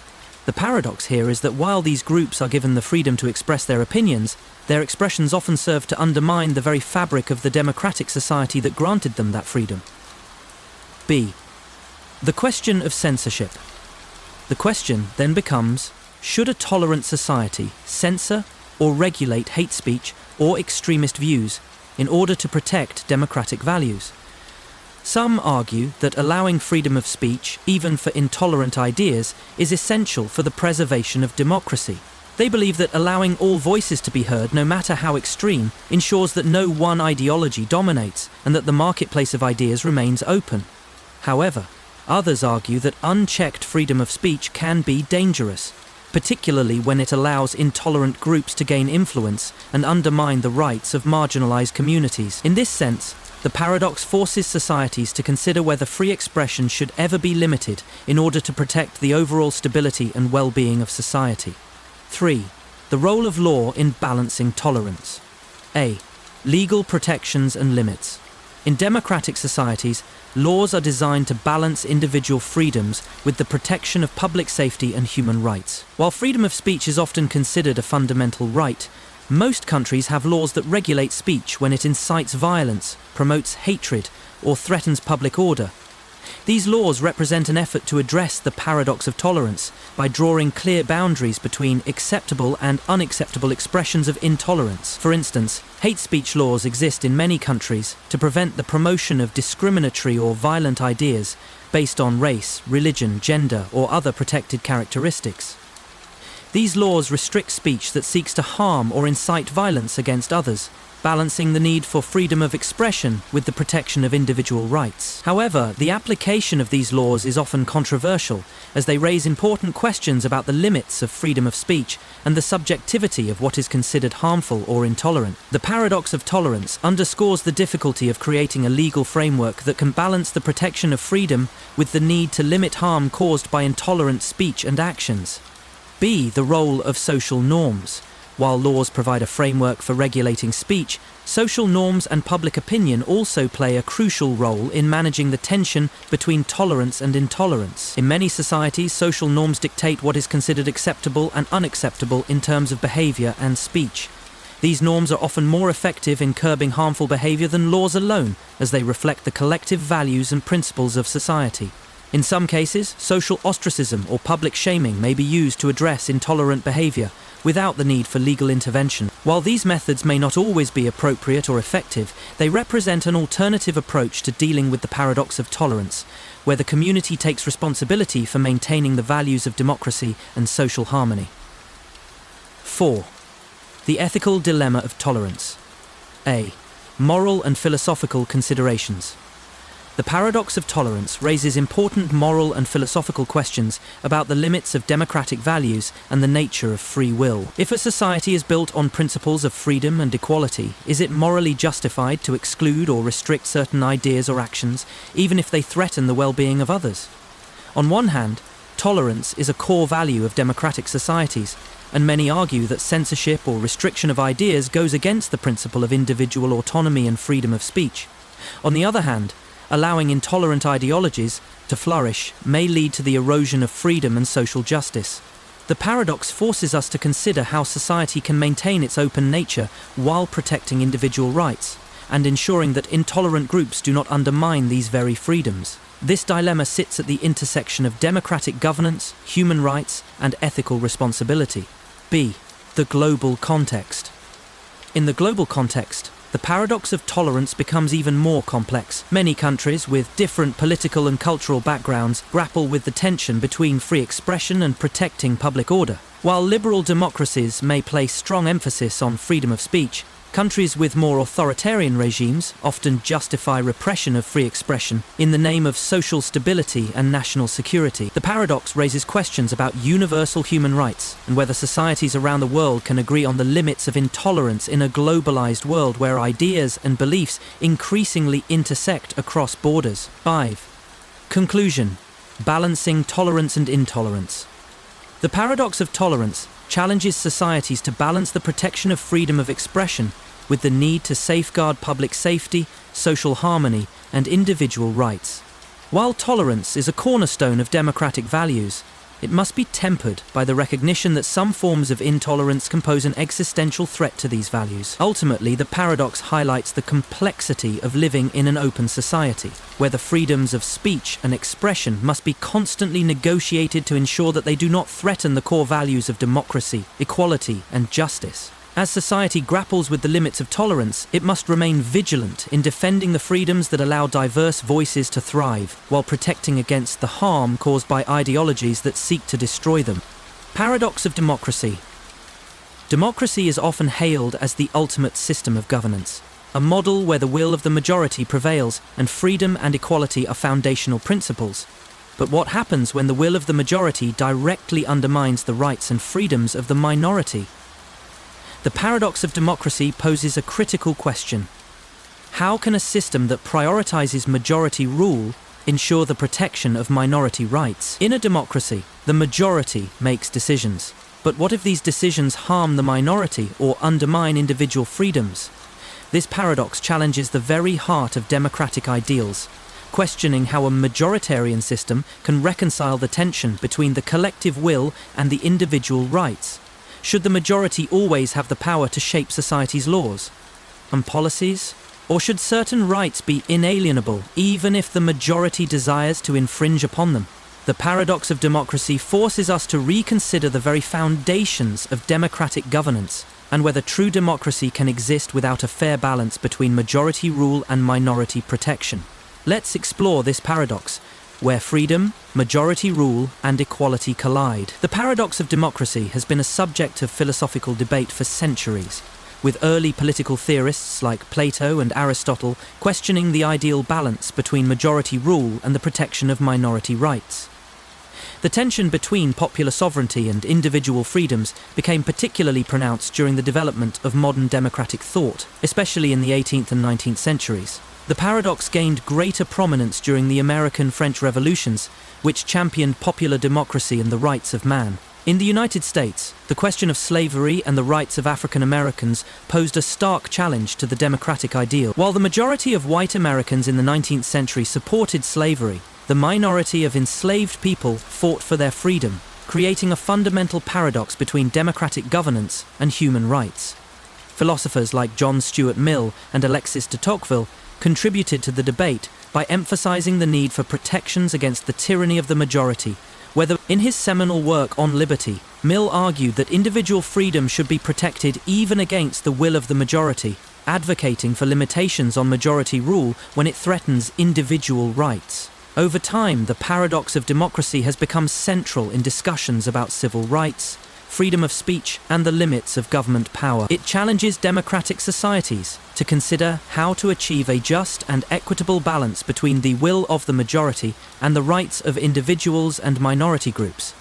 The paradox of democracy is a complex issue that arises when majority rule conflicts with the protection of minority rights. In democratic systems, decisions are typically made by the majority, but the question arises, how can a system designed to protect individual freedoms and equality reconcile this with the fact that the majority can sometimes impose policies that infringe upon the rights of the minority? The paradox challenges the very principles of freedom and equality, two core ideals of democratic governance. If democracy is about empowering people to have a say in their government, then how can it also protect the rights of those who may be outnumbered or whose views are considered less popular? The paradox of democracy presents a fundamental tension that lies at the heart of political theory, the challenge of creating a system of governance that is both majoritarian and just. 1. Majority rule versus minority rights. The concept of majority rule. At its core, democracy is based on the idea of majority rule, where decisions are made by the collective will of the people. In democratic systems, elected officials represent the views of the majority, and the policies they enact reflect the desires of the largest portion of the population. This principle is the foundation of direct democracy and representative democracy, where elections and voting are the primary means by which individuals exercise their power. Majority rule is often seen as the most fair and equitable way to make decisions because it reflects the will of the people. In theory, majority rule ensures that no single individual or group has too much power and that policies reflect the interests of the largest number of citizens. B. The danger of the tyranny of the majority. However, the paradox of democracy arises when the majority uses its power to enact laws or policies that discriminate against or oppress minority groups. In this case, the majority may use its electoral power to limit the rights of individuals or groups who disagree with the majority's views. This can lead to a tyranny of the majority, where the political and social interests of minority groups are ignored or even actively suppressed. Historically, slavery, segregation, and discrimination against various minority groups, such as racial, ethnic, and religious minorities, as well as women and LGBTQ+ individuals, have been justified by majority rule, even though these practices were in direct conflict with the fundamental principles of equality and human rights. The civil rights movement in the United States, for example, was a direct response to this paradox, as African Americans fought for equality in a society where the majority supported segregation and disenfranchisement. The protection of minority rights. One of the central challenges in the paradox of democracy is finding a way to protect the rights of minorities while maintaining the principles of majority rule. In liberal democracies, certain fundamental rights are often enshrined in constitutions or legal frameworks to prevent the majority from infringing upon the basic freedoms of individuals or minority groups. For example, the US Constitution guarantees freedom of speech, freedom of religion, and equal protection under the law, even if the majority of the population might oppose these rights. However, in practice, the protection of minority rights is often a contested issue, with certain groups using the legal system or political activism to safeguard their freedoms against the will of the majority. This ongoing struggle highlights the tension between democracy as a system of majority rule and the need to ensure that minority groups are not oppressed or marginalized. 2. The paradox of equality and freedom. A. The principle of equality. At the heart of the paradox of democracy is the principle of equality. Democracy, at least in its ideal form, is based on the idea that all individuals are equal and should have equal rights, including the right to vote, speak, and participate in the political process. However, the reality is that certain groups may face discrimination, poverty, or marginalization, which limits their ability to participate fully in society. As a result, their political power may be diminished, and the majority may take advantage of this inequality to further suppress minority interests. The paradox here is that while equality is a cornerstone of democratic ideals, majority rule can sometimes perpetuate inequality. This is particularly true when the majority makes decisions that privilege certain groups while marginalizing others. In this sense, democracy itself may be seen as inherently unequal, as the majority is able to enforce its will even if that means limiting the freedoms of certain individuals or groups. B. The paradox of freedom. The paradox of freedom is also central to the paradox of democracy. While democracy is based on the idea that individuals should be free to express their opinions, pursue their goals, and live according to their values, these freedoms can be limited by the decisions made by the majority. In some cases, the majority may enact laws that restrict certain forms of expression, limit freedoms, or impose social norms that infringe upon individual autonomy. The freedom paradox arises when the desire for individual freedoms conflicts with the needs of the majority. For example, free speech is a core tenet of many democratic systems, but in some cases, the majority may seek to limit speech that they find offensive or dangerous. The balance between freedom and social responsibility remains one of the central challenges in modern democratic systems. 3. Solutions to the paradox of democracy. A. Constitutional safeguards and human rights. One of the main ways to address the paradox of democracy is through the establishment of constitutional safeguards and the protection of human rights. Many democratic nations, including the United States, Canada, and most of the European Union, have constitutions or charters that guarantee fundamental rights for all citizens, regardless of the will of the majority. These constitutional protections limit the ability of the majority to enact laws that violate basic rights such as freedom of speech, religion, and equal protection under the law. In this sense, the rule of law serves as a counterbalance to the tyranny of the majority. B. Deliberative democracy. Another approach to resolving the paradox of democracy is the concept of deliberative democracy, which emphasizes the importance of public deliberation and dialogue in decision-making. In a deliberative democracy, decisions are made not just based on majority opinion, but through open debate, reasoning, and discussion about what is in the best interest of all citizens, particularly marginalized groups. Deliberative democracy seeks to ensure that all voices are heard and that the minority viewpoint is given consideration in the decision-making process. This approach encourages a more inclusive and equitable form of democracy, where compromise and reasoned discussion are prioritized over simple majority rule. C. Representation and electoral systems. To address the paradox of democracy, electoral systems can be designed to ensure more equitable representation of diverse viewpoints. For example, systems like proportional representation allow for more minority representation in the legislature, ensuring that smaller groups have a say in the democratic process, even if they do not represent the majority of the population. This can help reduce the marginalization of certain groups and ensure that democratic governance is more reflective of the diversity and complexity of society. 4. Conclusion: reconciling majority rule and minority rights. A. Balancing power in a democracy. Premise maker highlights the ongoing tension between majority rule and the protection of minority rights. The challenge of creating a democratic system that is just, inclusive and equitable lies in balancing the will of the majority with the need to safeguard the rights and freedoms of individuals and minority groups. B. Embracing pluralism and justice. To resolve the paradox, democratic societies must embrace the principles of pluralism, justice, and human rights. While majority rule is a foundational principle of democracy, it must be accompanied by mechanisms that protect minority voices, ensure equal representation, and uphold individual freedoms. This balance is essential for ensuring that democracy remains a system that serves all people, not just the majority. Paradox of freedom. Freedom is often considered one of the most fundamental values in human society. We crave the ability to make choices, determine our own paths, and live without restrictions. But here's the paradox. What happens when absolute freedom, freedom from all constraints, leads to chaos and conflict? How can too much freedom actually undermine the very thing it is meant to protect? The paradox of freedom reveals that while we often associate freedom with autonomy and self-determination, the absence of limitations can threaten the social order and individual well-being. In a world where everyone pursues their own desires without regard for others, how do we ensure cooperation, justice, and long-term stability? The paradox lies in the fact that some level of constraint, whether through laws, social norms, or communal agreements, is necessary to ensure that freedom is meaningful and not simply an illusion. The paradox of freedom challenges us to rethink the delicate balance between autonomy and order, between the desire for personal liberty and the need for societal structure.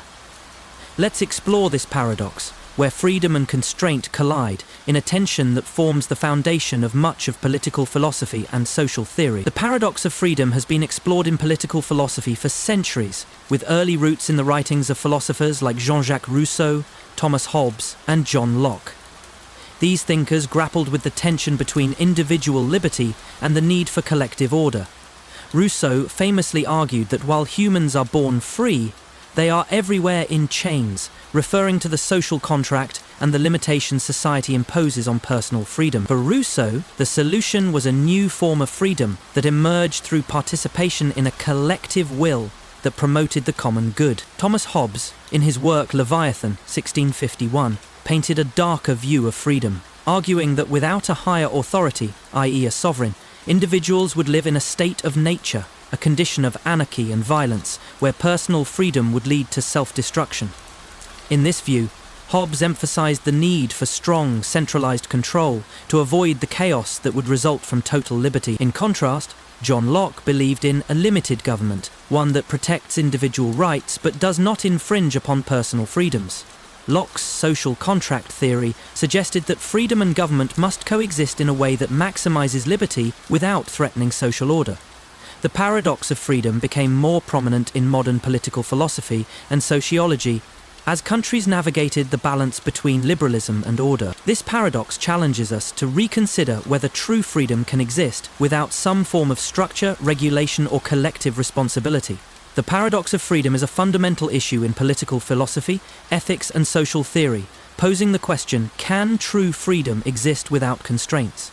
It emphasizes the delicate balance between the individual's desire for autonomy and the social mechanisms that are necessary for cooperation, justice, and social stability. The paradox stems from the tension between unlimited freedom and the need for limitations in order to protect the interests of individuals and society. 1. The concept of freedom, autonomy, and the absence of constraints. A. Classical definitions of freedom. Freedom has traditionally been defined as the absence of external constraints. In classical liberal thought, Freedom means the right to choose, the ability to act according to one's own desires, and the freedom from coercion by others. From a political perspective, this freedom is often framed as negative freedom, which refers to the absence of external interference. Freedom from oppression, from external control, and from state authority. Philosophers like Isaiah Berlin have distinguished between two types of freedom: negative freedom, freedom from interference, and positive freedom, the freedom to achieve one's potential. The paradox of freedom arises when the pursuit of negative freedom, unrestricted freedom from control, leads to social conflict or violence. In societies where freedom is unchecked, the ability of individuals to pursue their interests without limits can threaten the security and well-being of others. B. The tension between autonomy and the common good. The concept of autonomy, or the ability to make independent choices, is central to the paradox of freedom. In an ideal world, individuals should have the right to make their own decisions, live as they please, and pursue their happiness. However, the paradox emerges when the actions of one individual undermine the freedom or well-being of others. This tension between individual autonomy and the common good is at the heart of the paradox. In a society with absolute freedom, individuals might take actions that, while satisfying their desires, create harmful consequences for others. For example, one person's freedom to pollute the environment could reduce the freedom of others to live in a clean, healthy space. Similarly, the freedom to exploit resources without regulation can lead to long-term environmental damage and economic inequality. Thus, the freedom of some can ultimately constrain the freedom of others. 2. The role of constraints in freedom. A. Social contracts and the need for order. The paradox of freedom forces us to recognize that in order for freedom to be meaningful, it must be tempered with some form of social order. The theory of the social contract, articulated by philosophers like Jean-Jacques Rousseau and John Locke, proposes that in order to live in a society, individuals must give up some portion of their absolute freedom in exchange for the protection and security provided by the state. This is not a loss of freedom, but rather a structured and socially organized form of freedom.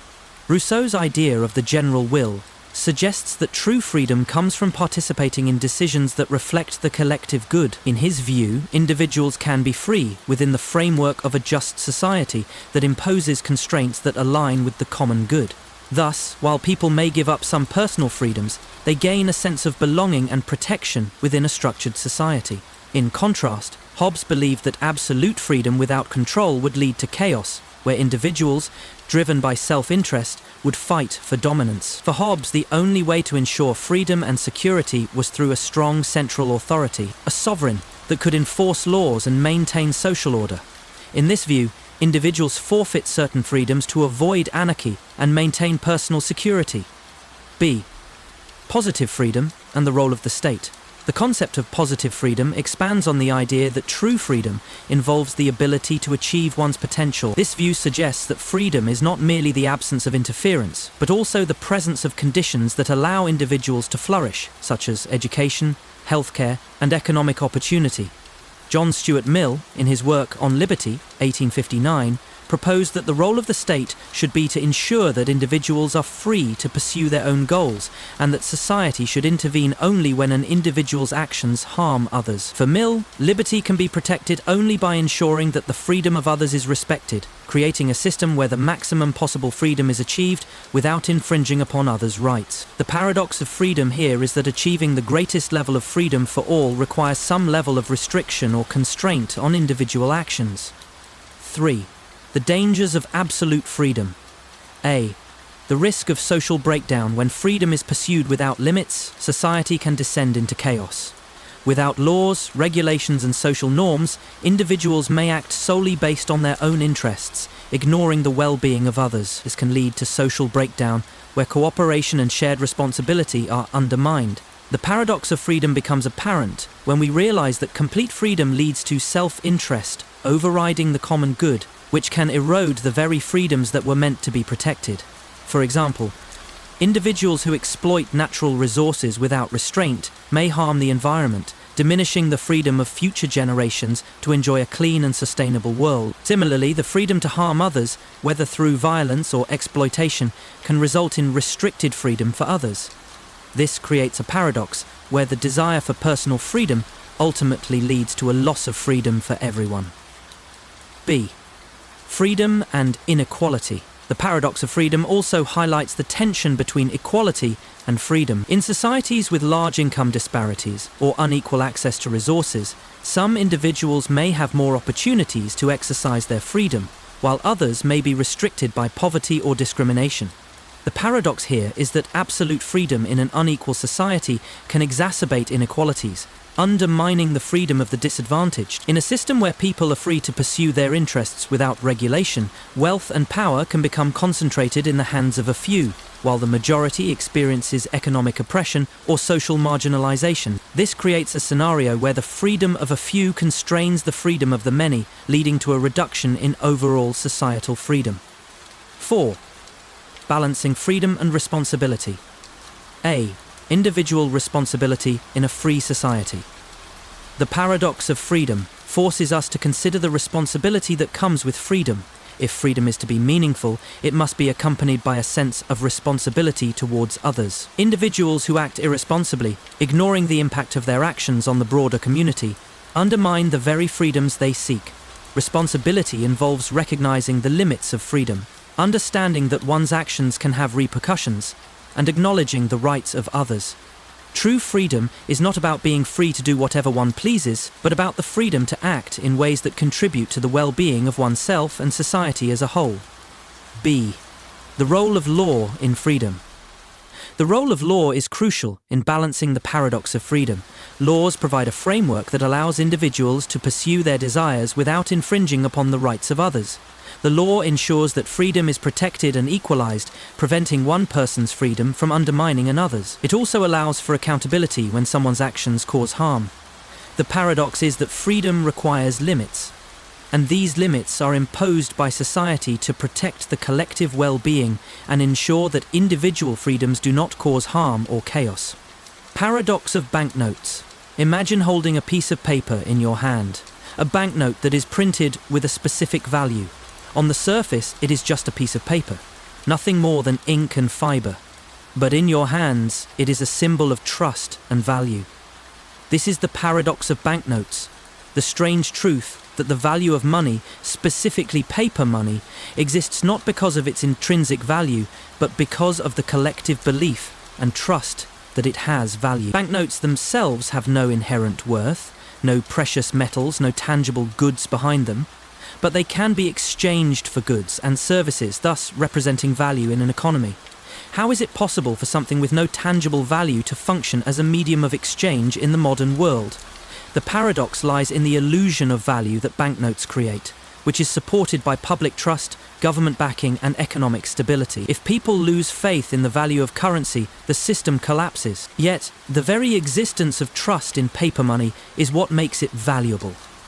Let's explore the paradox of banknotes, where value is derived from perception, not from the tangible nature of the currency itself.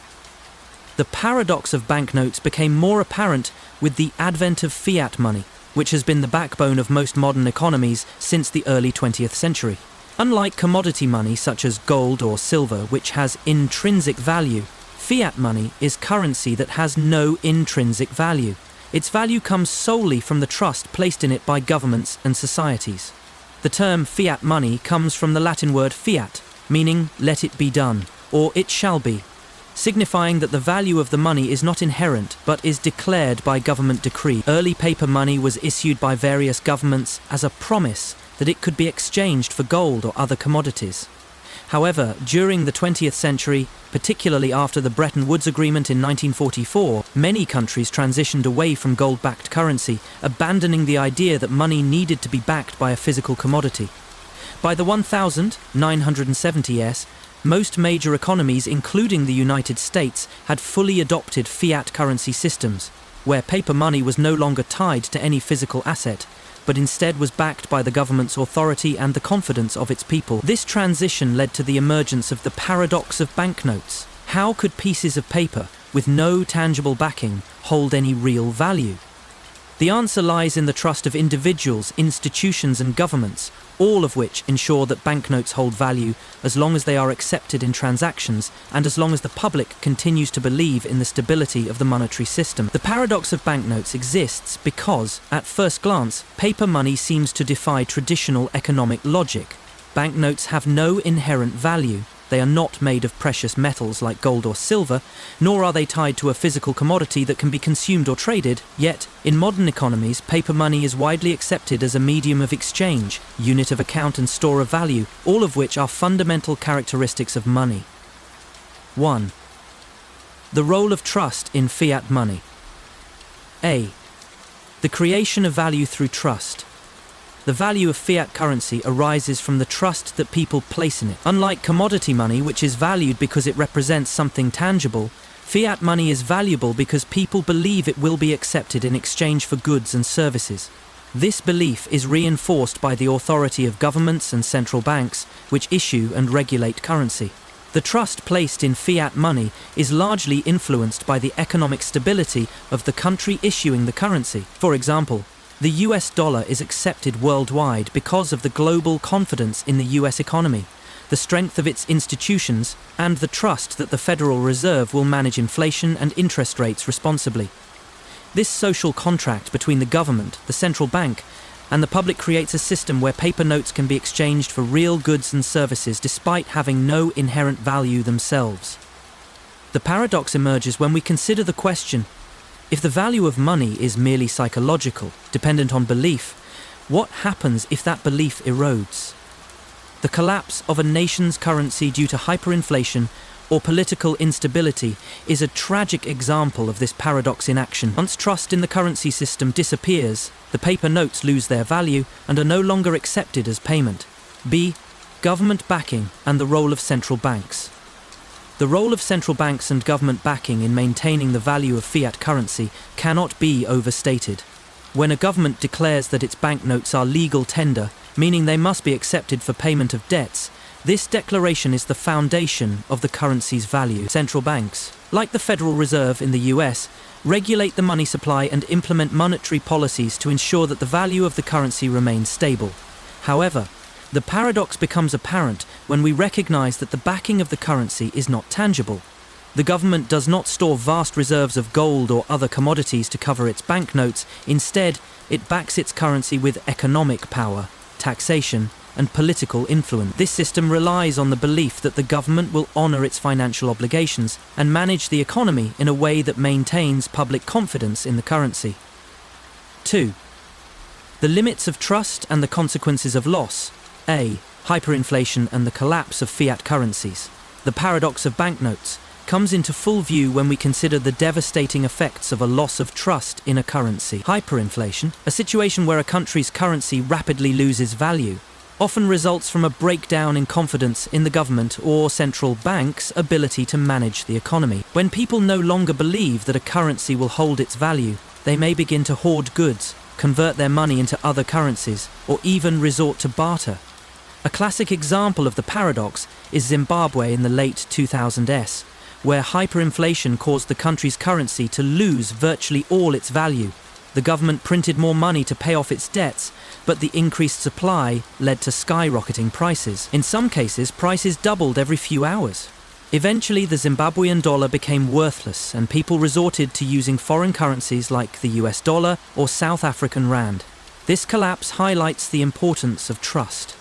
Without confidence in the value of the currency, fiat money can lose its function as a medium of exchange. B. The role of speculation in currency depreciation. The paradox of banknotes is also evident in the world of currency speculation.